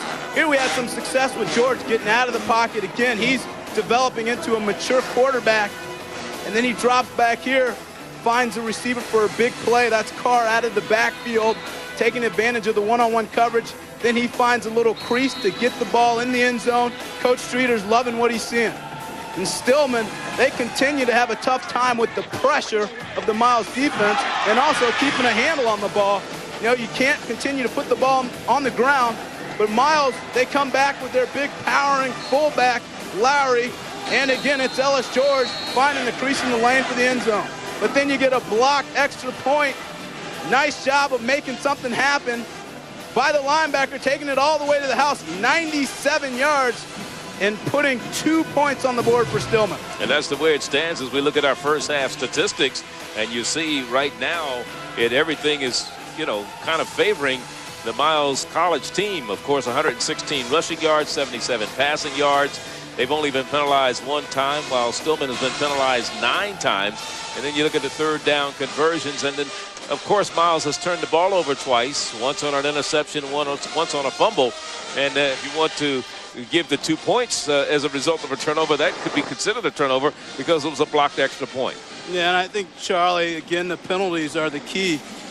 And there's the season comparison for Miles College today, 224 yards.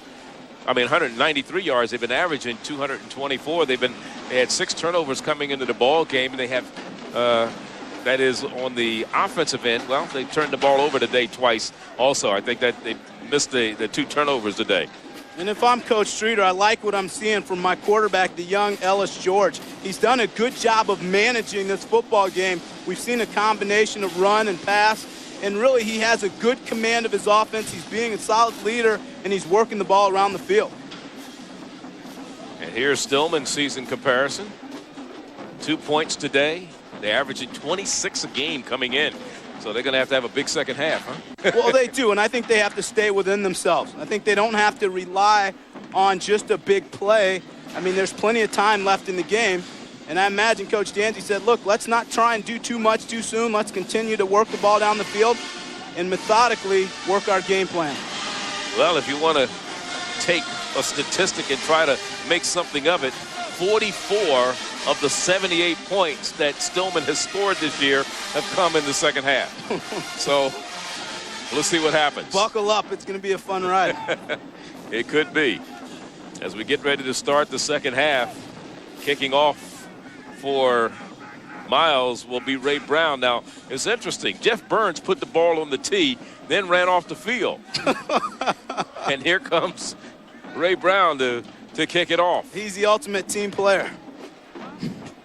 The deep men to return the kick.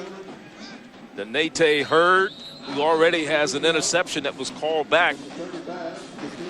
94 yards, and Brian Witherspoon on the near side. Either one of those guys can take it to the house. It'll come down to Witherspoon. Well, he won't get a chance to run this one out because a deep kick by Ray Brown, and they'll bring the ball out to the 20, and that's where Stillman will start to work first down and 10.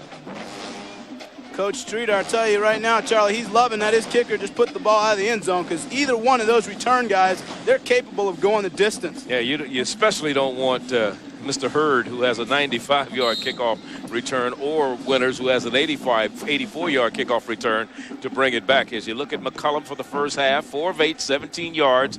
He's run the ball 5 times for only 8 yards. But he's been under a lot of pressure from the Miles defense. This time he gives it off to Rogers. And Rogers out across the 20 to the 22. A gain of 2. And that's about it. Marcus Biner, one of the defenders on the stop, number 29. Charlie, I look for Stillman to try to establish a running game so that it can open up their passing attack. And here we go. Point scored. And we talked about the 44 points in the second half for Stillman. The opponents have only scored 21. So Theo Danzy has hope. that they can continue that streak here this afternoon.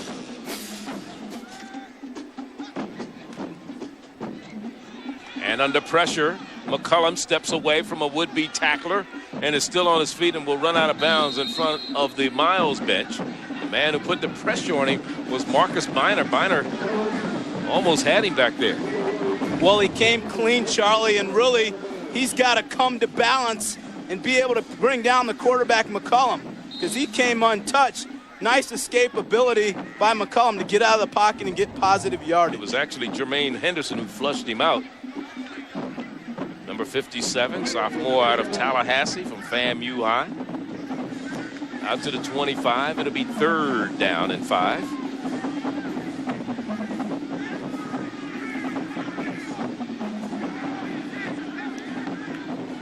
McCollum wants to go to the air on 3rd and 5. Feels some pressure from behind. Takes off, has the first down. Still on his feet and is up across the 45 to the 47-yard line. Finally stopped there by Quentin Allen, number 2 tackler on the team and a preseason first team All-SIAC selection. Charlie, the key here is when you have a blitzing guy, that puts your cornerback in secondary man-to-man coverage, so they're locked in. And so if the quarterback can get past the first wave, then he can find some running room. Nice job of breaking a would-be tackle, tucking the ball in. And now he's a big kid, he's 6'3", so you got to wrap him up as well. 6'3", 205 from Frederick Douglass High in Atlanta, Georgia. This time it's Rogers trying to go to the left side, and they string it out pretty good over there defensively. Charlie, I think it's difficult to go laterally against Miles' defense because you have too much speed. And so you probably have better success running the ball between the tackles. But going sideline to sideline, their linebackers are fast and they can get to the ball. They certainly can.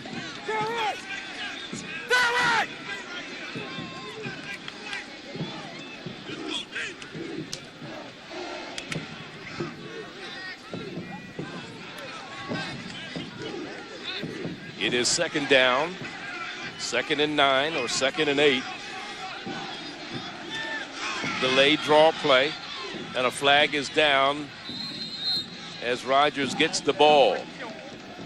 Brought down from behind by Brian Green, but we have a holding penalty. James Terry has had a lot of FaceTime on TV today as our referee. Yeah, he's been busy.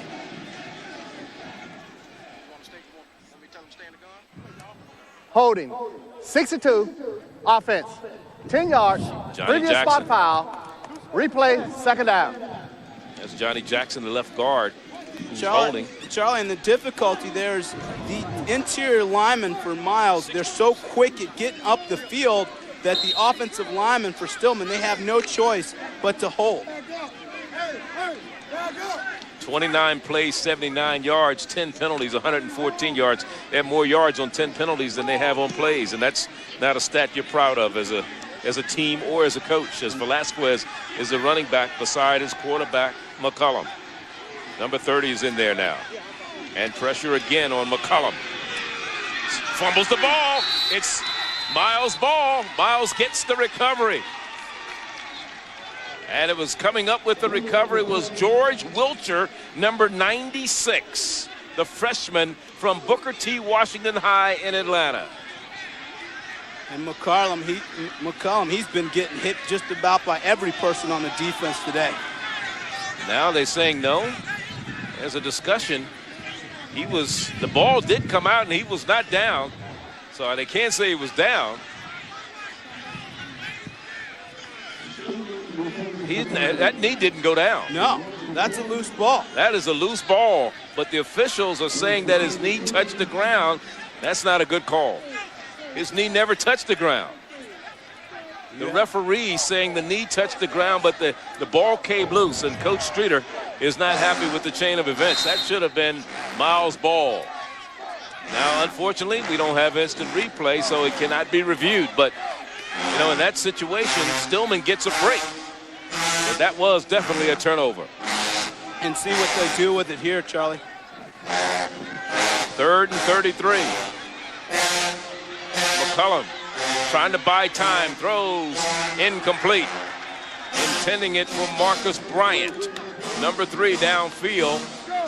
Jesse Bailey covering, so I guess justice is served. Charles McCollum, he just cannot get set in the pocket here. There's pressure coming from everywhere. And give him credit for providing some time for his receivers. But the key is here, it's too much defensive pressure. He cannot even set his feet in the pocket. Sean Reck back to punt it away. Bumpers is the deep man. Bumpers the third. Almost blocked. Reck gets off a good punt. Bumpers from the 23. And he's brought down immediately. Nowhere to run on that one. So a good punt by Reck. 11:03 left here in the third quarter. Still a 13-2 ball game. Some of the crowd on hand in Birmingham. Our score here in Birmingham, Alabama, the 5th annual Steel City Classic. Charlie Neal and Chris Martin with you here. Glad you could be with us for this one. First down and 10 at their own 23-yard line.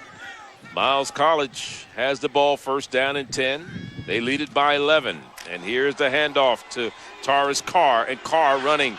And for a first down, he's finally brought down by number 98, Brandon Johnson.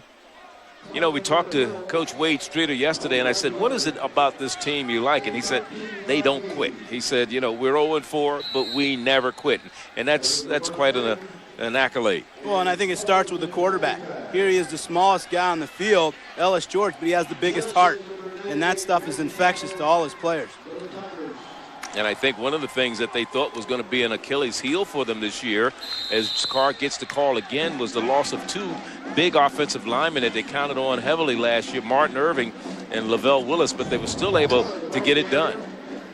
And we've seen this wraparound draw a number of times today. Offensive coordinator must have found a little hole in the defense, because they've come back to that often with Taurus Carr. And that's Wade Streeter, the head coach, is the offensive coordinator. They lost 10 starters, that is Miles, from a year ago. Plus, they had 7 kids who they thought were going to be back that were declared academically ineligible, as Jonathan Ellis George, keeps the ball and picks up the first down. Courtney Covington on the stop defensively, number 90.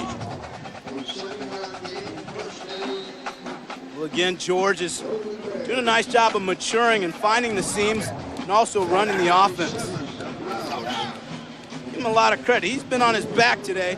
He gets up and he keeps on fighting. Well, you look at a guy like his size, they list him as 5'11". We know that's stretching the truth a little bit. as the call goes to Carr, he's shorter than you are, isn't he? Thanks, partner. But the fact of the matter is, and you wonder in a passing game how successful he could be, although he's done a very good job. They've done a good job of running the ball today. But the fact of the matter is, one of the reasons is because of his small stature. He can hide behind those big linemen like Jackson, who's 6'4", and Garvin Evans, who's 6'5", and Jermell Bell, who's 6'3", and Kevin Banks, who's 6'3". He has the ball again, trying to get something going, but he's not going to get away this time from Brandon Johnson, who runs him all the way out of bounds. Come on, man, get it on! Also over there, big number 90 on the defensive side, Courtney Covington. I'll tell you, they were coming with everything. They just left the kitchen sink at home. That was it. This is the old jailbreak.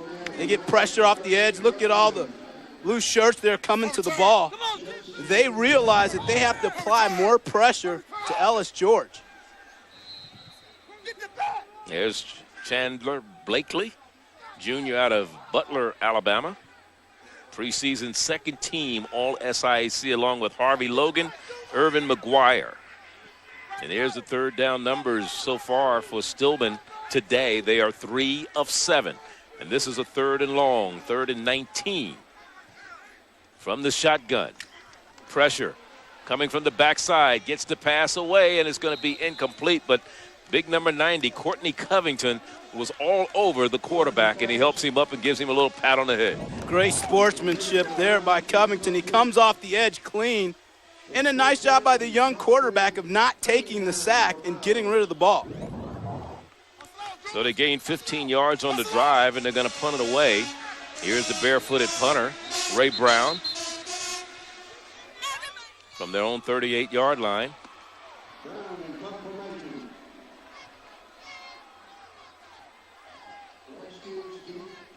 Stillman should get good field position out of this.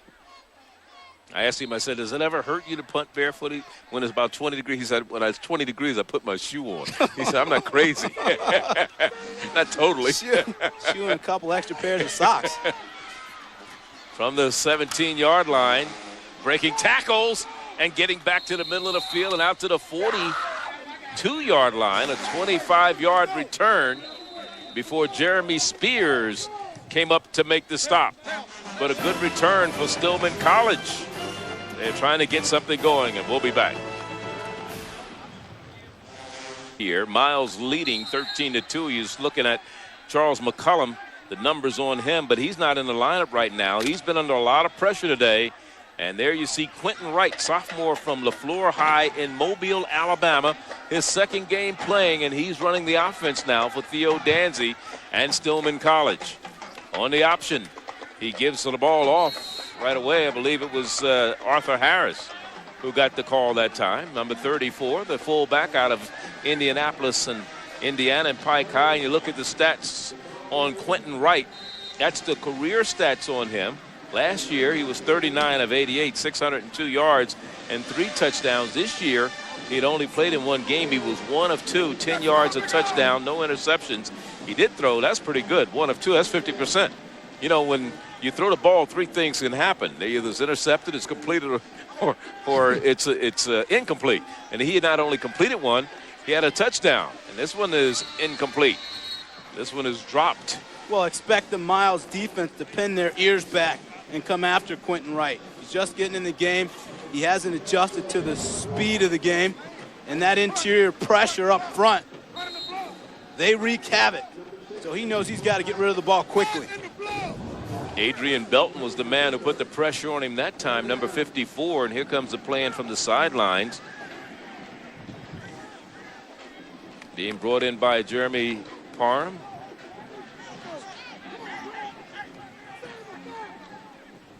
Started quite a few games a year ago, Quentin Wright. Pressure from the backside. Didn't see it coming. The receiver falls down, and there was pressure coming from the backside on him also that time. Grant Bennett, the cornerback, on the corner blitz. And it'll bring up a 4th and 9. And, Charlie, this is what we talked about before with young quarterbacks. They usually have to see the pressure. They can't feel it. And that time, Quentin Wright, he just couldn't feel the pressure bearing down on him. 4th down, and that'll bring on the punter, Sean Reck. He's averaging 41 yards today.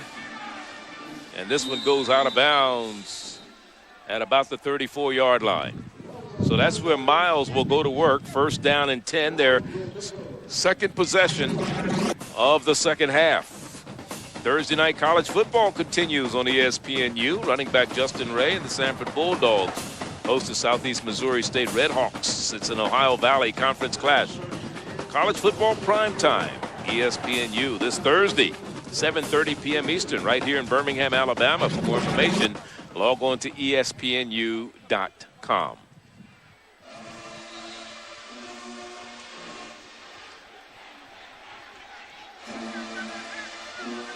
First down and 10. Carr has been the workhorse, hasn't he? Yeah, he's carried the ball well and effectively. Again, I think he's recovering nicely from his shin injury, although he looks a little ginger. He was the all SIAC a year ago, second leading rusher in the conference. This year, preseason all conference, had 160 yards in a loss a year ago to the Stillman team. So they're not too unhappy to see him not gain any yards because he gets it done, doesn't he? I'll tell you what, in talking to him yesterday, just a good kid to talk to, great character, tremendous focus, a good football player. He had 60 yards before this run here. He picks up maybe a yard on the play, and that's it. It'll be 3rd down and 7. He has a 3-year-old daughter named Makia, senior from Birmingham here in Alabama. Started out at Mississippi Valley, 18 carries, 61 yards, averaging 3.4 yards per touch. And we've seen him run between the tackles. We've seen him hit the perimeter. And he's also caught a couple balls out the backfield. 5:44 left third quarter. Third and long.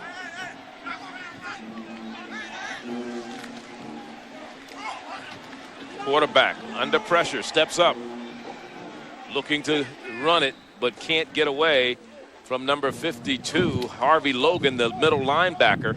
You know, one of the things that Dennis Conner is the defensive coordinator for this Stillman team, and let's look at the shot that Harvey Logan puts on the quarterback. But I was going to talk about Dennis Conner. Dennis Conner coaches. There's the referee over there, too. The ref put a shot on him. Yeah. Dennis Conner is the defensive coordinator, and he just was voted into the Jackson State Hall of Fame. And Dennis Conner, I remember doing some of his games when he was at JSU, played on a SWAC championship team, and he said Harvey Logan reminds him so much of himself. Here we go from inside the 10-yard line. Tough field position for the Tigers of Stillman College, as Greg Jelks was all the way down to make the stop.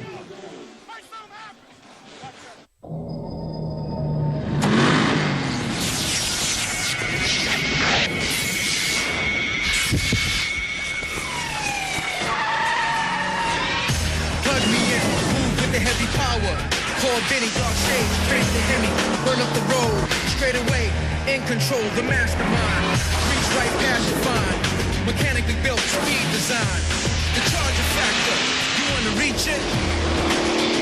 Unleash it.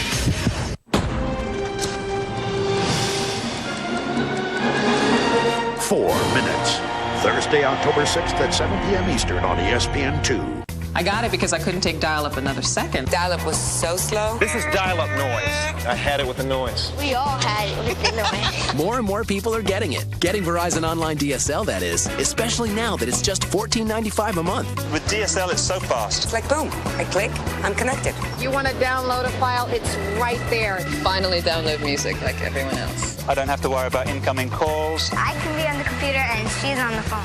Verizon Online DSL makes doing everything online so much easier and so much faster. And now it's at our lowest price ever, just $14.95 a month. Compare that to cable. It costs about the same as dial-up. It's not that expensive. It's really cheap. It costs less than cable.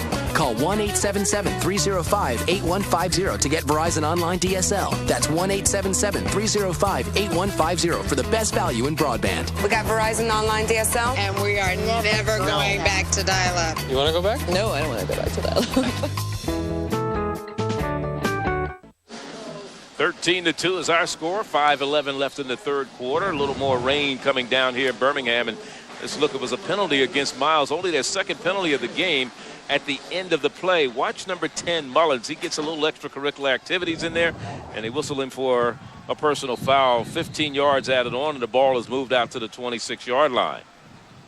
Sure, they were exchanging pleasantries.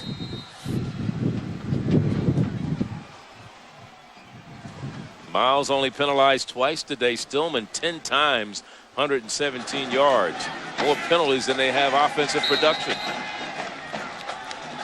Well, and now with the rain too, Charlie, they may be forced to hand the ball off a little more with the receivers. Hard to get in and out of their breaks. Well, they haven't gotten in and out. Nobody's had time to throw the ball for Stillman today. That's been the issue so far. You know, you talk about this particular game, and this Steel City Classic started in 2001. Miles won the first one 24-22. They won in 2002 35-20. They won 2003 35-21, but lost it a year ago 17-14. As we look at McCollum back into the lineup for McCollum.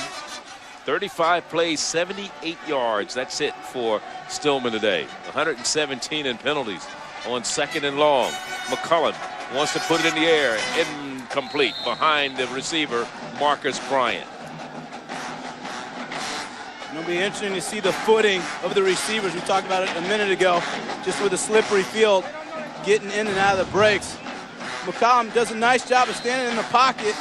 Gets a little lick there at the end.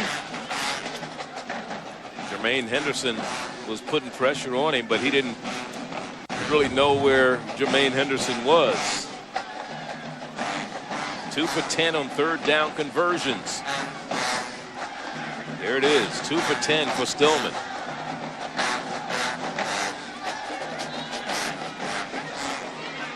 And the pressure again on McCollum on 3rd and long, and he picks up yards out to about the 23, but that's it, and it's going to bring up a 4th down situation. And the man who he fell on the ball, I believe it was, well, he got sandwiched between Henderson and one other person there. 43 was also there, Antonio Denmark. I think this defense is slowing down. No chance. There's a lot of fuel in the tank. See these guys still flying around. And we have penalty flags down again. So out of the 4 previous Steel City Classics, Miles was victorious the first 3. They lost it a year ago. You know, starting the 2006-2007 season. False start. 3. Offense. 5-yard penalty. Still. First down. They'll kick it again. They're going to realign this conference. There are 12 teams in the SIAC right now. They're going to go to 15 teams, adding Langston, Lincoln, and Claflin. Out of the 3 that they're adding, Claflin is the only one that doesn't field a football team. Right now, Payne and Lemoyne-Owen are the 2 schools in the conference that do not have football, but they all play basketball. Charlie, let's watch for ball security. Fair catch being called for and made by Mr. Bumpers. Right at the 44-yard line, make it the 46. And they're on the other side of midfield. The ESPN College Football Encyclopedia is the biggest and richest reference guide ever published on the history of college football.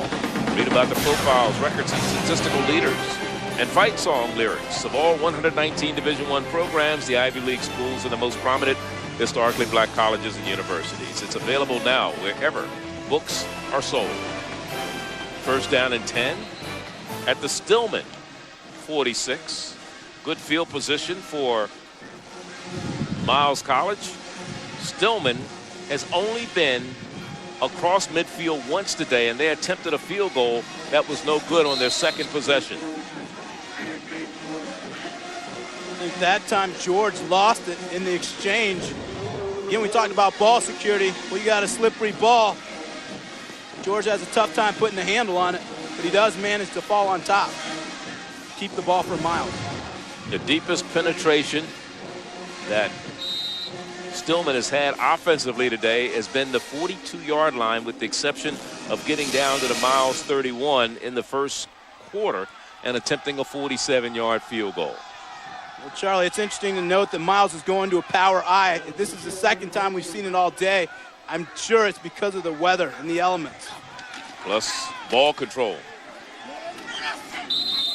Nothing doing that time as Blakely made this, or that's 91 on the stop defensively. That's Sammy Lee Hill III. Let's look at the standings in the SIAC. This includes yesterday's matchups with Fort Valley up on top, followed by Tuskegee, Albany State, Stillman in this game, Kentucky State, Clark, Atlanta, Morehouse, Benedict, Miles, and Lane.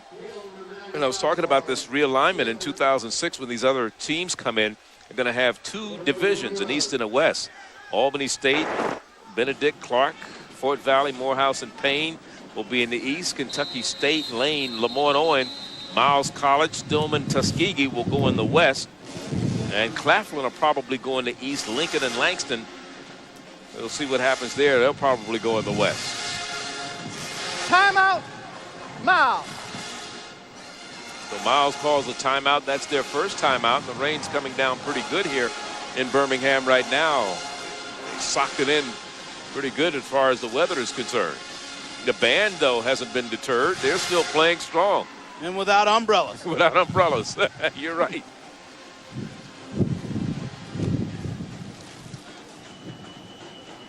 Cheerleaders toughing it out too, Charlie. No time to run for shelter. No, I tell you. Especially if it's warm, you don't mind it. No, they keep doing their thing. 1:56 is the time remaining here in the third quarter. Charlie Neal, Chris Martin with you. The day started out overcast, about 85 degrees. Cheerleaders are still enjoying themselves. Like you said, at this point, when you get wet, what difference does it make?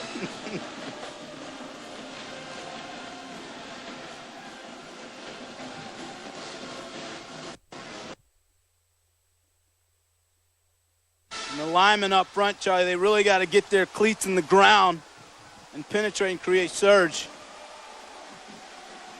Slippery footing, you lose leverage. Second back through is Velasquez, and Velasquez picks up some good yards before Quentin Allen makes the stop defensively out at the 40-yard line. And it's a first down for Stillman College. There you're looking at Carlos Velasquez, a junior. He's out of Long Beach, California, transferred here from Cerritos College. Charlie, and what I think's happening here is you're seeing the rain neutralize the speed of the Miles interior linemen and linebackers, which is creating some running lanes for Stillman. The weather has played havoc on our telecast a little bit also. I understand that we were off the air for about 30 seconds. We welcome you back here to Birmingham and Legion Field. And here's Velasquez trying to get to the outside, and Velasquez turns the corner, and he's finally brought down by Quentin Allen, the number 2 tackler on this Miles team, but not before he picks up a first down. But that's going to be the end of the third quarter. The rain is starting to lighten up again a little bit, but more importantly, Stillman College is at midfield, their deepest penetration for a while, but we may have a penalty flag down, and we do. So let's wait and see. 2 seconds actually is the time remaining here in the third quarter as the rain starts to lighten up a little bit. It's coming down pretty good there for a moment. And let's see what the penalty flag is. Velasquez, 4 carries. They spotted a foul. Replay, first down. So it was a foul against Stillman. They'll go in there shooting themselves in the foot. So we should get one more play before the third quarter comes to an end.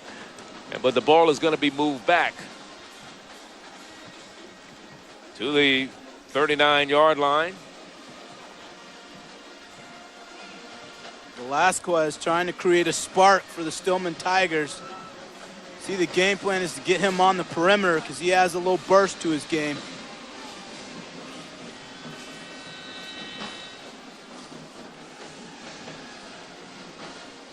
Well, they ran the clock down, and we come back with the fourth and final quarter, the final 15 minutes. Stillman will have the ball, first down, and here it is when the weather was better. We'll be back. Final quarter here at Legion Field in Birmingham at the Steel City Classic, 13-2, Miles leading. It's been a pretty extremes as far as the weather is concerned, and we'll talk a little bit about this after this play. First down and 10. McCullum scrambling. Picks up yards out to the 48-yard line.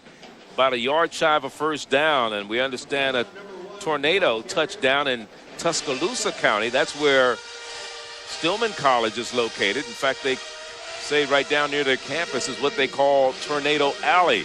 We're in Jefferson County here in Alabama, and we understand it may be headed this way. And we look at the clouds moving across the sky, very ominous type clouds, but the players have played on, the band has played on, and the weather has not dampened anybody's spirits. It is second down. Make that third down and 2 to go. And here again, running with reckless abandonment, they put Mr. Velasquez in the lineup, and Mr. Velasquez has been doing a pretty good job for Stillman. Well, and he has good vision, Charlie. He finds a nice crease here, and then he accelerates through contact. Good job of keeping the chains moving. First down and 10. Mr. Velasquez getting the offense moving for Stillman College. And I don't know, when you said it, though, Chris, whether the rain affected the rush of the defense of Miles College. 45 yards for Velasquez today. Breaks a tackle, is on his way inside the 30, down to the 20-yard line. But then I think he fumbled it. And they're saying that it is Miles' ball. Unfortunately, after such a good run, Grant Bennett coming up with it. Boy, I'll tell you, let's look at it once again. He does a nice job of hitting the perimeter, running through contact, but now you have to protect the ball, particularly in these conditions. Nice job by the linebacker, I believe, coming over. He gets a hand in here, and he just kind of swipes the ball out. It's like it was Nessens that got his hand in and pulled the ball out of there. So a turnover, the first fumble today on turnover by Stillman College. As you look at Velasquez, who had been the best offense and put Miles, or I should say Stillman, in the best position they'd been in all day, all the way down to the 20-yard line. That was their deepest penetration of the afternoon for Stillman College. So now we'll see if Stillman's defense can hold down here as Carr gets the call, Harvey Logan on the stop, and maybe give themselves an opportunity to get the ball in great field position. I bet the coaches on both sides are barking to their players, particularly their running backs, receivers, to protect the ball. And we have another flag. We have to teach these officials how to keep their flags in their pockets. Personal foul, defense, face mask, 15 yards, first down. And that's another penalty for Stillman. We've lost count. They're over 130 yards in penalties today. And they only came in averaging 80-some. 144 penalties today for Stillman. 144 yards. That's going to be some kind of a record. Some teams don't get that in the season. That is off the charts. They will be doing a lot of running. I believe when Coach Danzy gets hold of them next week. That's just disciplined football, too, Charlie. You talk about mental mistakes, how you can't have them. It's impeding their game today with all these penalties. It certainly has. It has hurt them tremendously. They had a 94-yard return that was nullified because of a penalty, as Miles College keeps the ball on the ground with their quarterback, Ellis George, who's gone all the way. And I think maybe Wade Streeter has found the man he's looking for. I think so. And he's playing with a lot of confidence to be such a young quarterback and a great deal of maturity. Doing a good job of leading his team, running and commanding the offense, and making good decisions with the football. Jamal York was a man they thought was going to be their backup or first string quarterback this year, but he was declared ineligible. They do expect to have him back next year. And of course, Jonathan Harris is the senior who started the year as the starting quarterback. A senior from Selma, Alabama, transferred from Alabama A&M. But Ellis George, the only thing they said about him was, they wanted to get him in there so he could learn to respond to the pressures of college football. Well, and the buzzwords flying around these days is quarterbacks who can manage games. And I think that's what we're seeing from Ellis today. He's doing a good job of using his arsenal and the weapons around him. He's not trying to take it all on his own shoulders. He's spreading the ball around and using the players, letting them make the plays. Third down. And nothing there for Mr. George as he was tripped up by Courtney Covington, number 90. 4 new coaches in the SIAC this year. One of them still has not to win a game, and that's a young man down at Lane College. Talking about Johnny Cole. Here's another punt.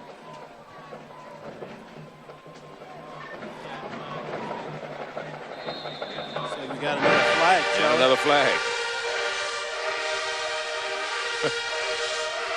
We'll be back.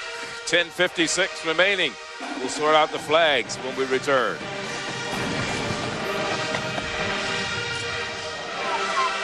If they could convert some of that energy and take away those 13 penalties for 150 yards, they might have something going for themselves. It's just killing them all day long. 1st and 10 from their own 8-yard line. And the quarterback is in trouble. He loses a yard back to the 7. He's got to cover that ball up, too, when the pocket breaks down. George Wilcher on the sack. You go to run. This is when, if you got to pull it down, you have to protect the ball. You see him running with it out there. He needs to bring the ball in before he puts it on the ground again. It is 2nd and 11 after the loss of 1 as you look at Wilcher there. freshman out of Booker T. Washington High in Atlanta, came into the game with a sack. But everybody had sacks today, I'll tell you, the way they've been on these quarterbacks for Stillman College. Another penalty flag is down.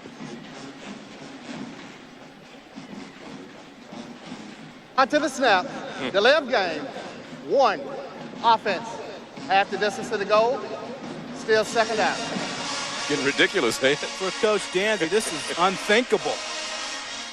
I think in a situation like this, you know, and the thing about it is, with all the self-destruction, Chris, they're only 11 points down. They're 2 touchdowns away from winning this game. We saw what happened in the Redskins-Dallas game last Monday night. So anything is possible. There's a pass for Velasquez, and boy, that was very close to being picked off. Miles quarterbacks have been sacked 5 times today. That was Brian Green, who may have been going to the house with a touchdown had he been able to pick that one up. I should say Stillman quarterback's been sacked 5 times today. I said Miles. Stillman quarterback, they've been under pressure all afternoon long. And with the exception of a couple of plays, Charles McCollum has been the man of record. Quentin Wright came in and spelled him for a little while there. He was having some cramps. This is a 3rd down. 3rd and long in the end zone. He's standing. He has to get out of there to avoid the safety, and he gets back to the 3. Loses another yard. It'll be 4th down. So that puts some pressure on the punter, Sean Reck. Antonio Denmark with the mugging. Charlie, McCollum doesn't have time to take a 3-step drop, let alone a 5-step, running 15-yard patterns. The pocket is just collapsing too quickly, basically eliminating any mid-range or deep routes. Punter, Reck standing in the back of his end zone, high snap, gets a quick kickoff. Bumpers will pick it up right across midfield at the 48, going the wrong way, and finally dropped right at midfield. Timeout on the field, 9:01 to go. Russell Rivers with the big hit of Bumpers. But she says we're going to come back.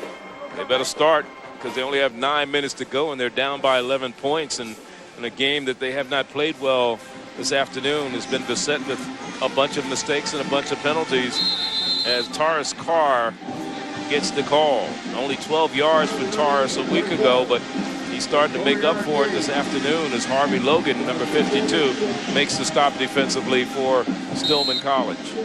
Coach Streeter's trying to eat up the clock here. The runs in between the tackles by Taurus Carr. Next week at Fort Valley, then they come home to play Lane. That is Stillman. I'll make that Miles, rather. Stillman will be at home for their next 2 games. They play Langston and Benedict. Carr with 60 yards on 21 attempts this afternoon. Pass incomplete. Almost a great catch by Tillman Marshall. He had to get his body around. He had beat his defender in terms of the pass from the quarterback, Ellis George, but he just couldn't get there and then locate the ball. Charlie, that was an incredible adjustment on the ball by the receiver. He couldn't pull it in, but a nice job of snapping his head around and trying to locate the football. Calvin Eaton was the man defending, number 31. Senior out of Pritchard, Alabama. Let's go. And it'll bring up a 3rd down, 3rd and 6. From the shotgun again. On the option to the left side. The quarterback keeps it, picks up the 1st down. That is Ellis George, all the way down to the 35-yard line of Stillman. Ellis George on the quarterback option. Didn't pitch it.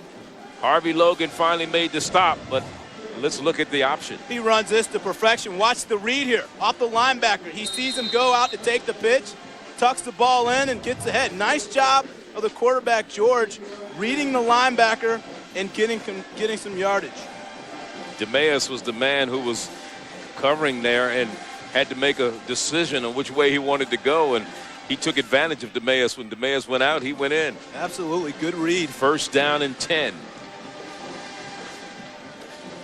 Carr maybe a hard yard at that. But the clock is running, and that's the most important thing for Wade Streeter and the Golden Bears, as Sammy Lee Hill, the third, makes the stop defensively for Stillman College. It is second down. Coach Streeter's done a nice job of using all the plays in his repertoire. We've seen the spread offense. We've seen the misdirection. We've seen a little bit of option. Nice job of keeping the Stillman defense off balance. Lowry is the back also back there, and we got an offensive lineman, number 79. He was ready. He was really trying to get downfield for Stillman, or for Miles, I should say. Brandon McKinney.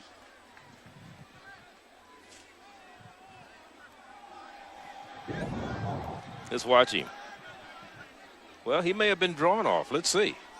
He may have been pulled off by the defense, because you can be. You see the defense jump. Offside.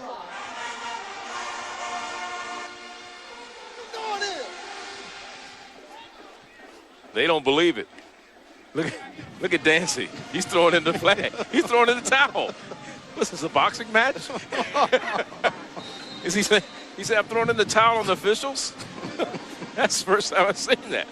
But I believe that may have been a correct call, because now it was one time we saw them miss a call, and it was not against Stillman. In fact, it benefited them.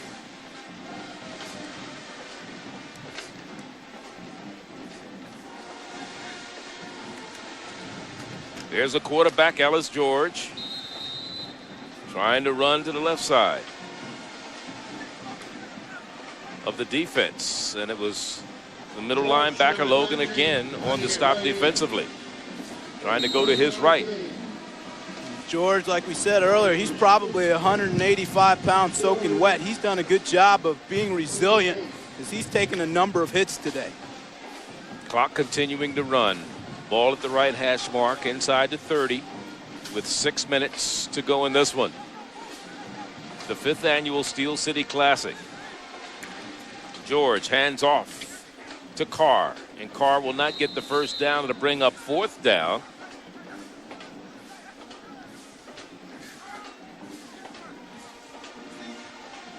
Interesting to see what Coach Streeter calls here.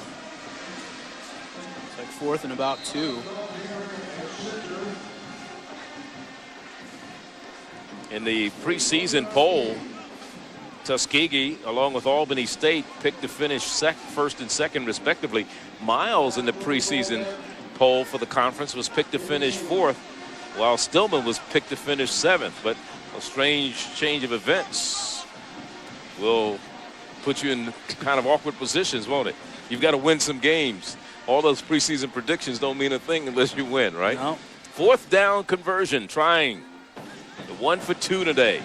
That is Miles College, and they get it with the quarterback getting inside the 25-yard line down to the 23. Ellis George keeps it and just puts his head down and struggles forward for a couple of yards, and he keeps the drive alive, and they keep the clock running. Charlie, that's an interesting play call. You put George in the shotgun when he needs only 2 yards. You know, he's already back 4 yards behind the line of scrimmage. That time, nice job, though, of sniffing out a crease and picking up the first down.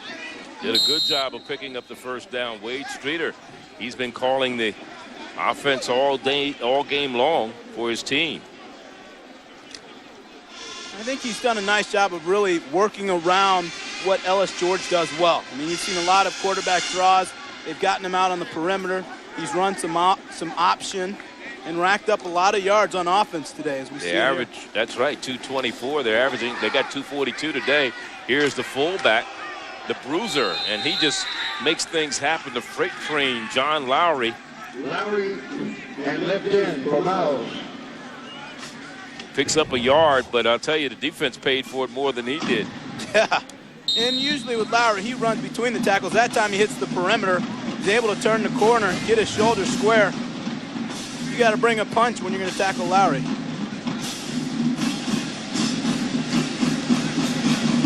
Sammy Hill, saw a shot of him, number 91. 2nd down at 9. They'll call it 2nd and 8. From the 21 on the shotgun, quarterback nowhere to go that time.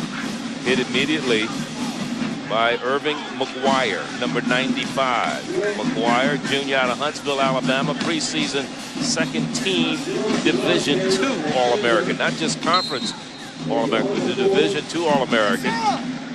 Second-team All-Conference also. Well, he's pretty stout, Charlie. He's 5'10", 274, so he plays with low pads and good leverage. That time he does a good job of coming across the ball. Out of J.O. Johnson High in Huntsville, Alabama. Third down after a loss of a couple. 3rd and 12. They just get it off before the play clock ran out. Here's Ellis. Has a man wide open. If he could have just seen and had a little more time to throw the ball, he had a man, Eric Jones, number 15, standing wide open at the 10-yard line. Brandon Johnson was applying the pressure defensively, and we're down under the 3-minute mark. The clock stops with the incompleted pass. But I like what he did there. He avoided the sack by getting rid of the ball and making sure that it goes out of bounds. This young man, he's mature beyond his years. He's really growing up fast and becoming a solid leader for Miles. And again, Coach Wade Streeter on 4th down and 12 is going to go for it instead of bringing on Jeff Burns to do the kicking. And they're going to work from the shotgun. Pressure coming and thrown away, and the ball will go over on downs with 2 minutes and 50 seconds to go. Harvey Logan was the man applying the pressure. There's a timeout on the field. 2:50 to go in this one. Still an 11-point game with Miles on top. For Taurus Carr, you see the Band-Aid across his head. He didn't have that yesterday when we saw him, did he? He's been the workhorse today, though. 1st down and 10 at their own 25, trailing by 11 with 2:50 to go.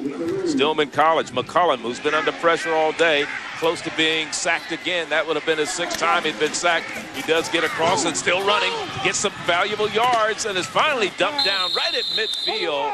But what a run, a 25, 26-yard run before being stopped by Jesse Bailey. An excellent run. Again, this is improvisation and escapability. He feels the pressure. He's big enough that you cannot arm tackle him, and he just breaks down. I'd like to see him protect the ball. There he goes. He tucks it in and then switches it to the outside arm. So relying on good mechanics. He was close to having been sacked for the 6th time this afternoon, and he used a little Houdini trick to get out of the backfield. And Miles, of course, the big thing they've had today was the pressure defense. Well, it's been a party at the quarterback for the Miles defense. You know, they've come from the outside. They've also come from the interior, some inside blitzes. And really, the quarterbacks for Stillman, both quarterbacks, they've never had a chance to get comfortable in the pocket because they've been under duress all day long. And there's Raji Levitt, who was shaken up on the play, going off under his own power. But that's the longest run today from scrimmage by Miles College. And the quarterback, McCullum, who came into that series 4 of 13 in the passing department for only 17 yards and having been sacked 5 times, trying to get something going. It's still time. They're at midfield right now.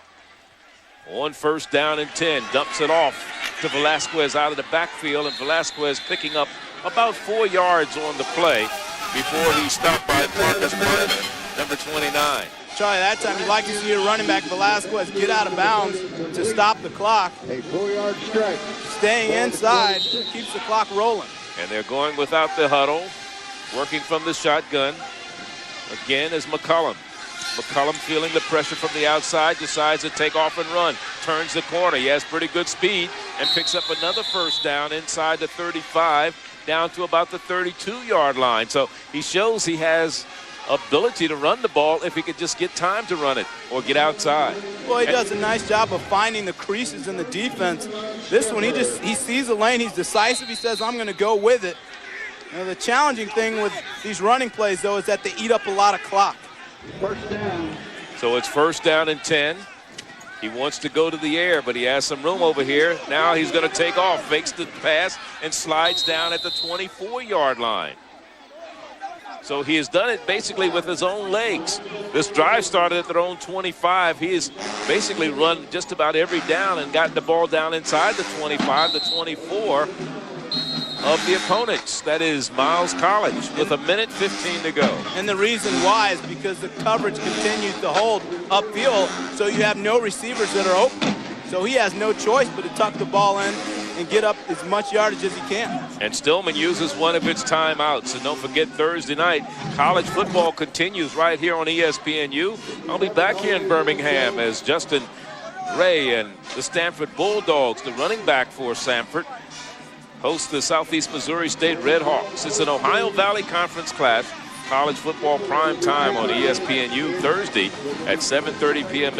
Eastern. For more information, just log on to ESPNU.com. And you look at the offensive coordinator, Greg Thompson. He has his team around him. And what do you think he's saying right now? Well, Charlie, first off, I like that call, that timeout call. You know, there's 1:15 left. We're driving the ball down the field. Let's come to the sideline, think of a creative play, and maybe punch the ball in the end zone.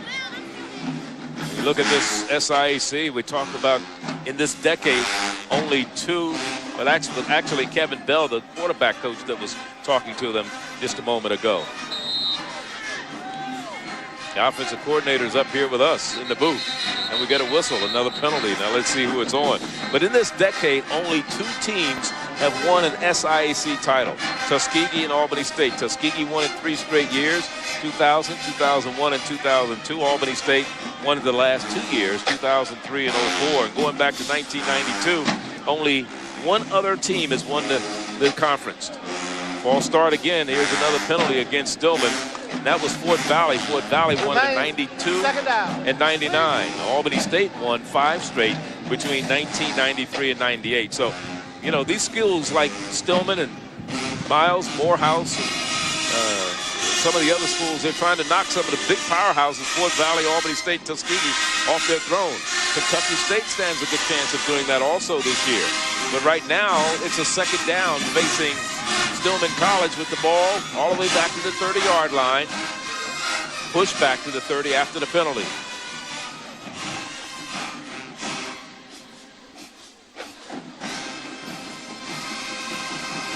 They're asking the band to stop, and that was because the players couldn't hear the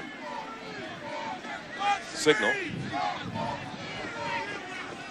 Charlie talked about championship teams. Championship teams don't beat themselves. 16 penalties for 164 yards, and they're beating themselves with penalties today. Exactly. McCullum pump fakes, and he is sacked for the 6th time this afternoon. McCullum sacked. Coming up with the sack is Jermaine Henderson, 57. He's been around the ball a lot this afternoon. And that time they tried to go with 4 vertical to get the ball up the field. The pocket collapses, but McCullum's got to protect the football. That time he just dropped it. Clock continuing to run, under 50 seconds to go. Backside pressure, lets it go in and out, and almost intercepted. Receiver dropped it, defensive back dropped it. That was Henderson who dropped it. Or was it 21 or 12? That was Jesse Bailey who dropped it. But the receiver also dropped it. He tried to set up the Jesse Bailey, didn't he? Yeah, and Bailey doesn't drop too many. There's a flag down, a late flag. Just what we need with 43 seconds to go. Another penalty marker. We've had enough penalties to last us a whole season.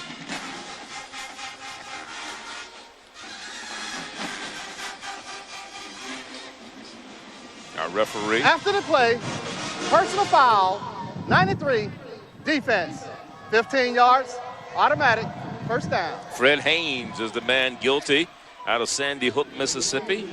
Transferred from Southwest Mississippi Community College. He's a junior. And he is penalized. There he is. Coach says, come over here and sit down next to me. I bet he has a few words for him, too. That is a very costly penalty. Moves the sticks and gives Stillman first down. At the 22-yard line of Miles. Still an 11-point ball game. And that's the story of the ball game. There it is right there. It's only 20 penalties, but 16 belonging to one team for 164 yards. More penalty yards than anything else. And they get a complete inside the 5 to the 3-yard line. And on the receiving end is Jeremy Parham. Parham is stopped by Jesse Bailey, but not before it's 1st and goal at the 2. The chains move. The clock stops in college football when the chains move on first down. And it was a first down play. Now we have a timeout. I believe this is Miles calling the timeout. Last play, Charlie, we got 4 vertical. What you have to do, the linebacker doesn't get a good enough drop. And you get a receiver getting up the seam right in front of the safety. Good play call, good execution.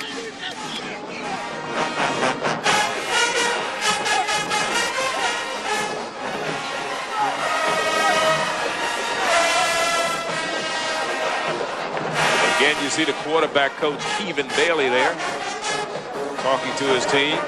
He's talking on the headsets upstairs to the offensive coordinator, Greg Thompson.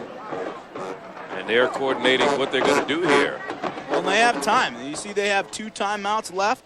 Go back to not only the 16 penalties, 164 yards, Chris, but go back to the missed opportunity on the return, 94 yards for a touchdown that was called back because of a penalty. And you put yourself in position right now, you win the ball game.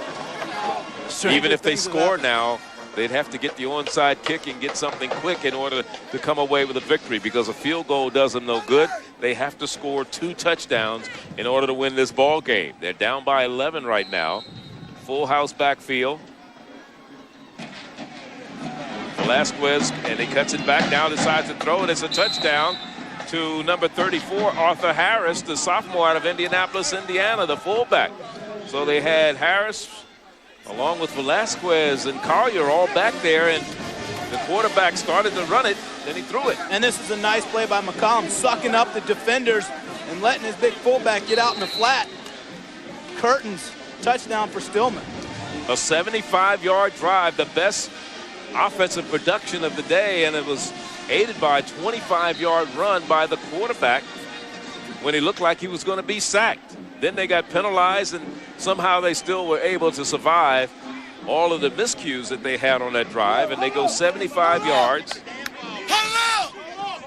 And McCollum picks up the touchdown, his 4th touchdown pass of the season.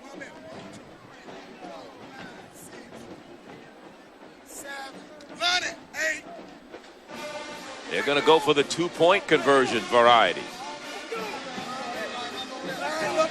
And we have movement. Let's see if it's on the defensive side of the ball.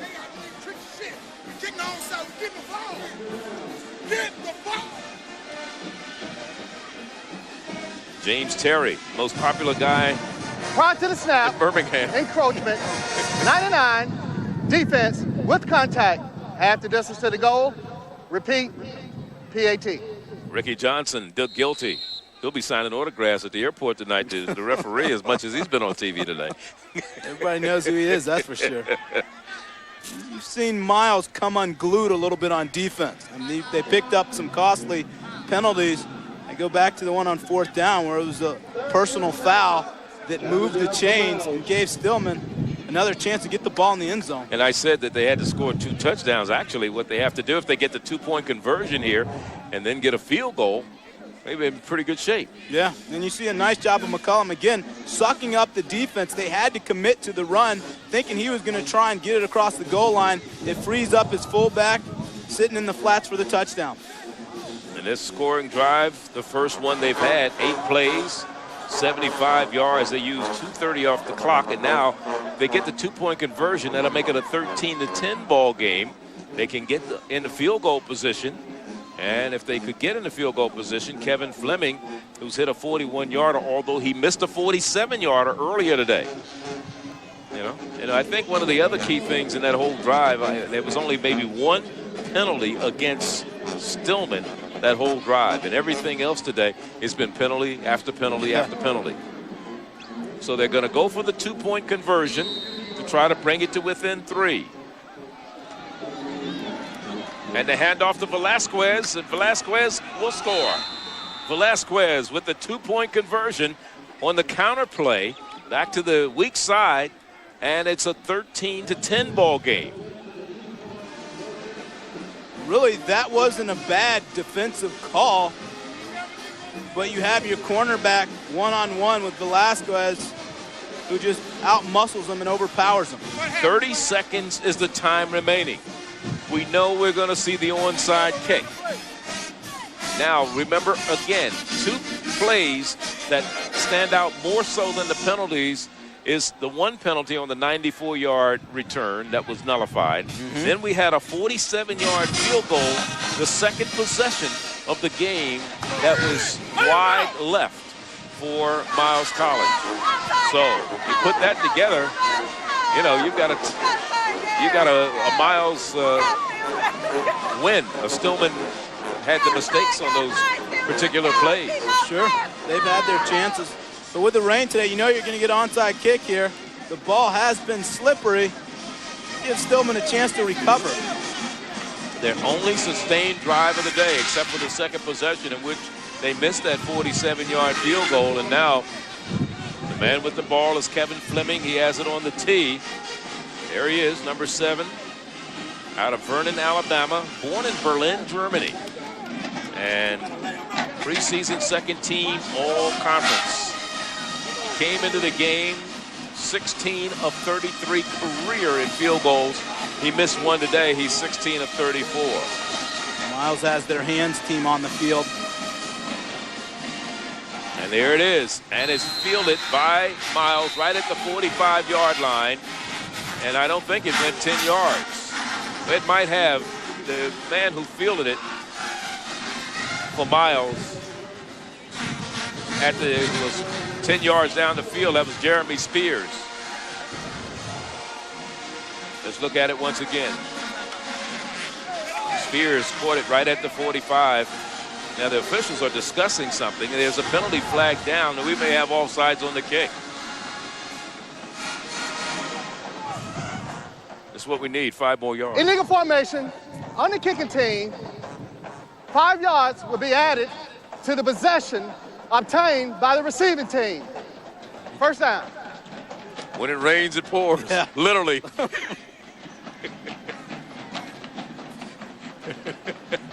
The missed field goal. Key plays. Here it is. The 47-yarder. It was just wide. It was just wide by Kevin Fleming. We might have a tie ball game now, but right now, with 29 seconds left, all Miles has to do is kneel down, and this game is over. And they will have won 4 of the 5 Steel City Classics.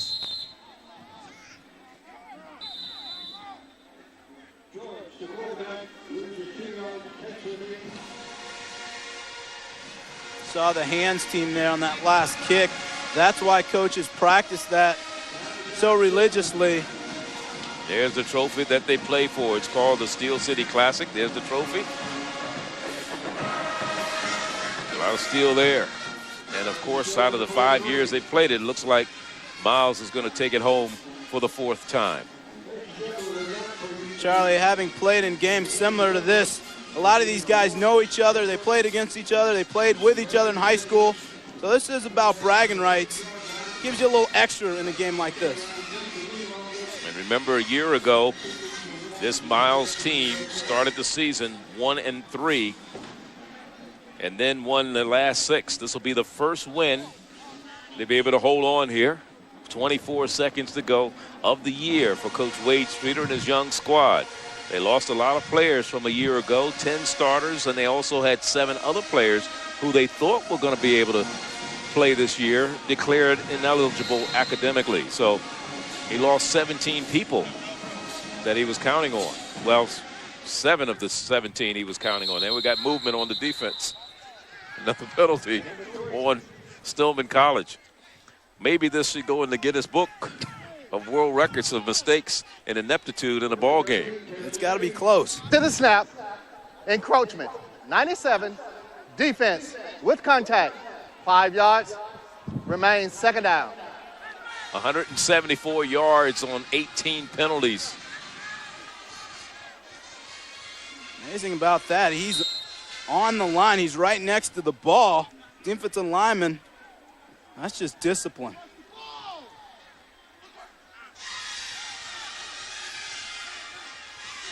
Miles kneeling down again.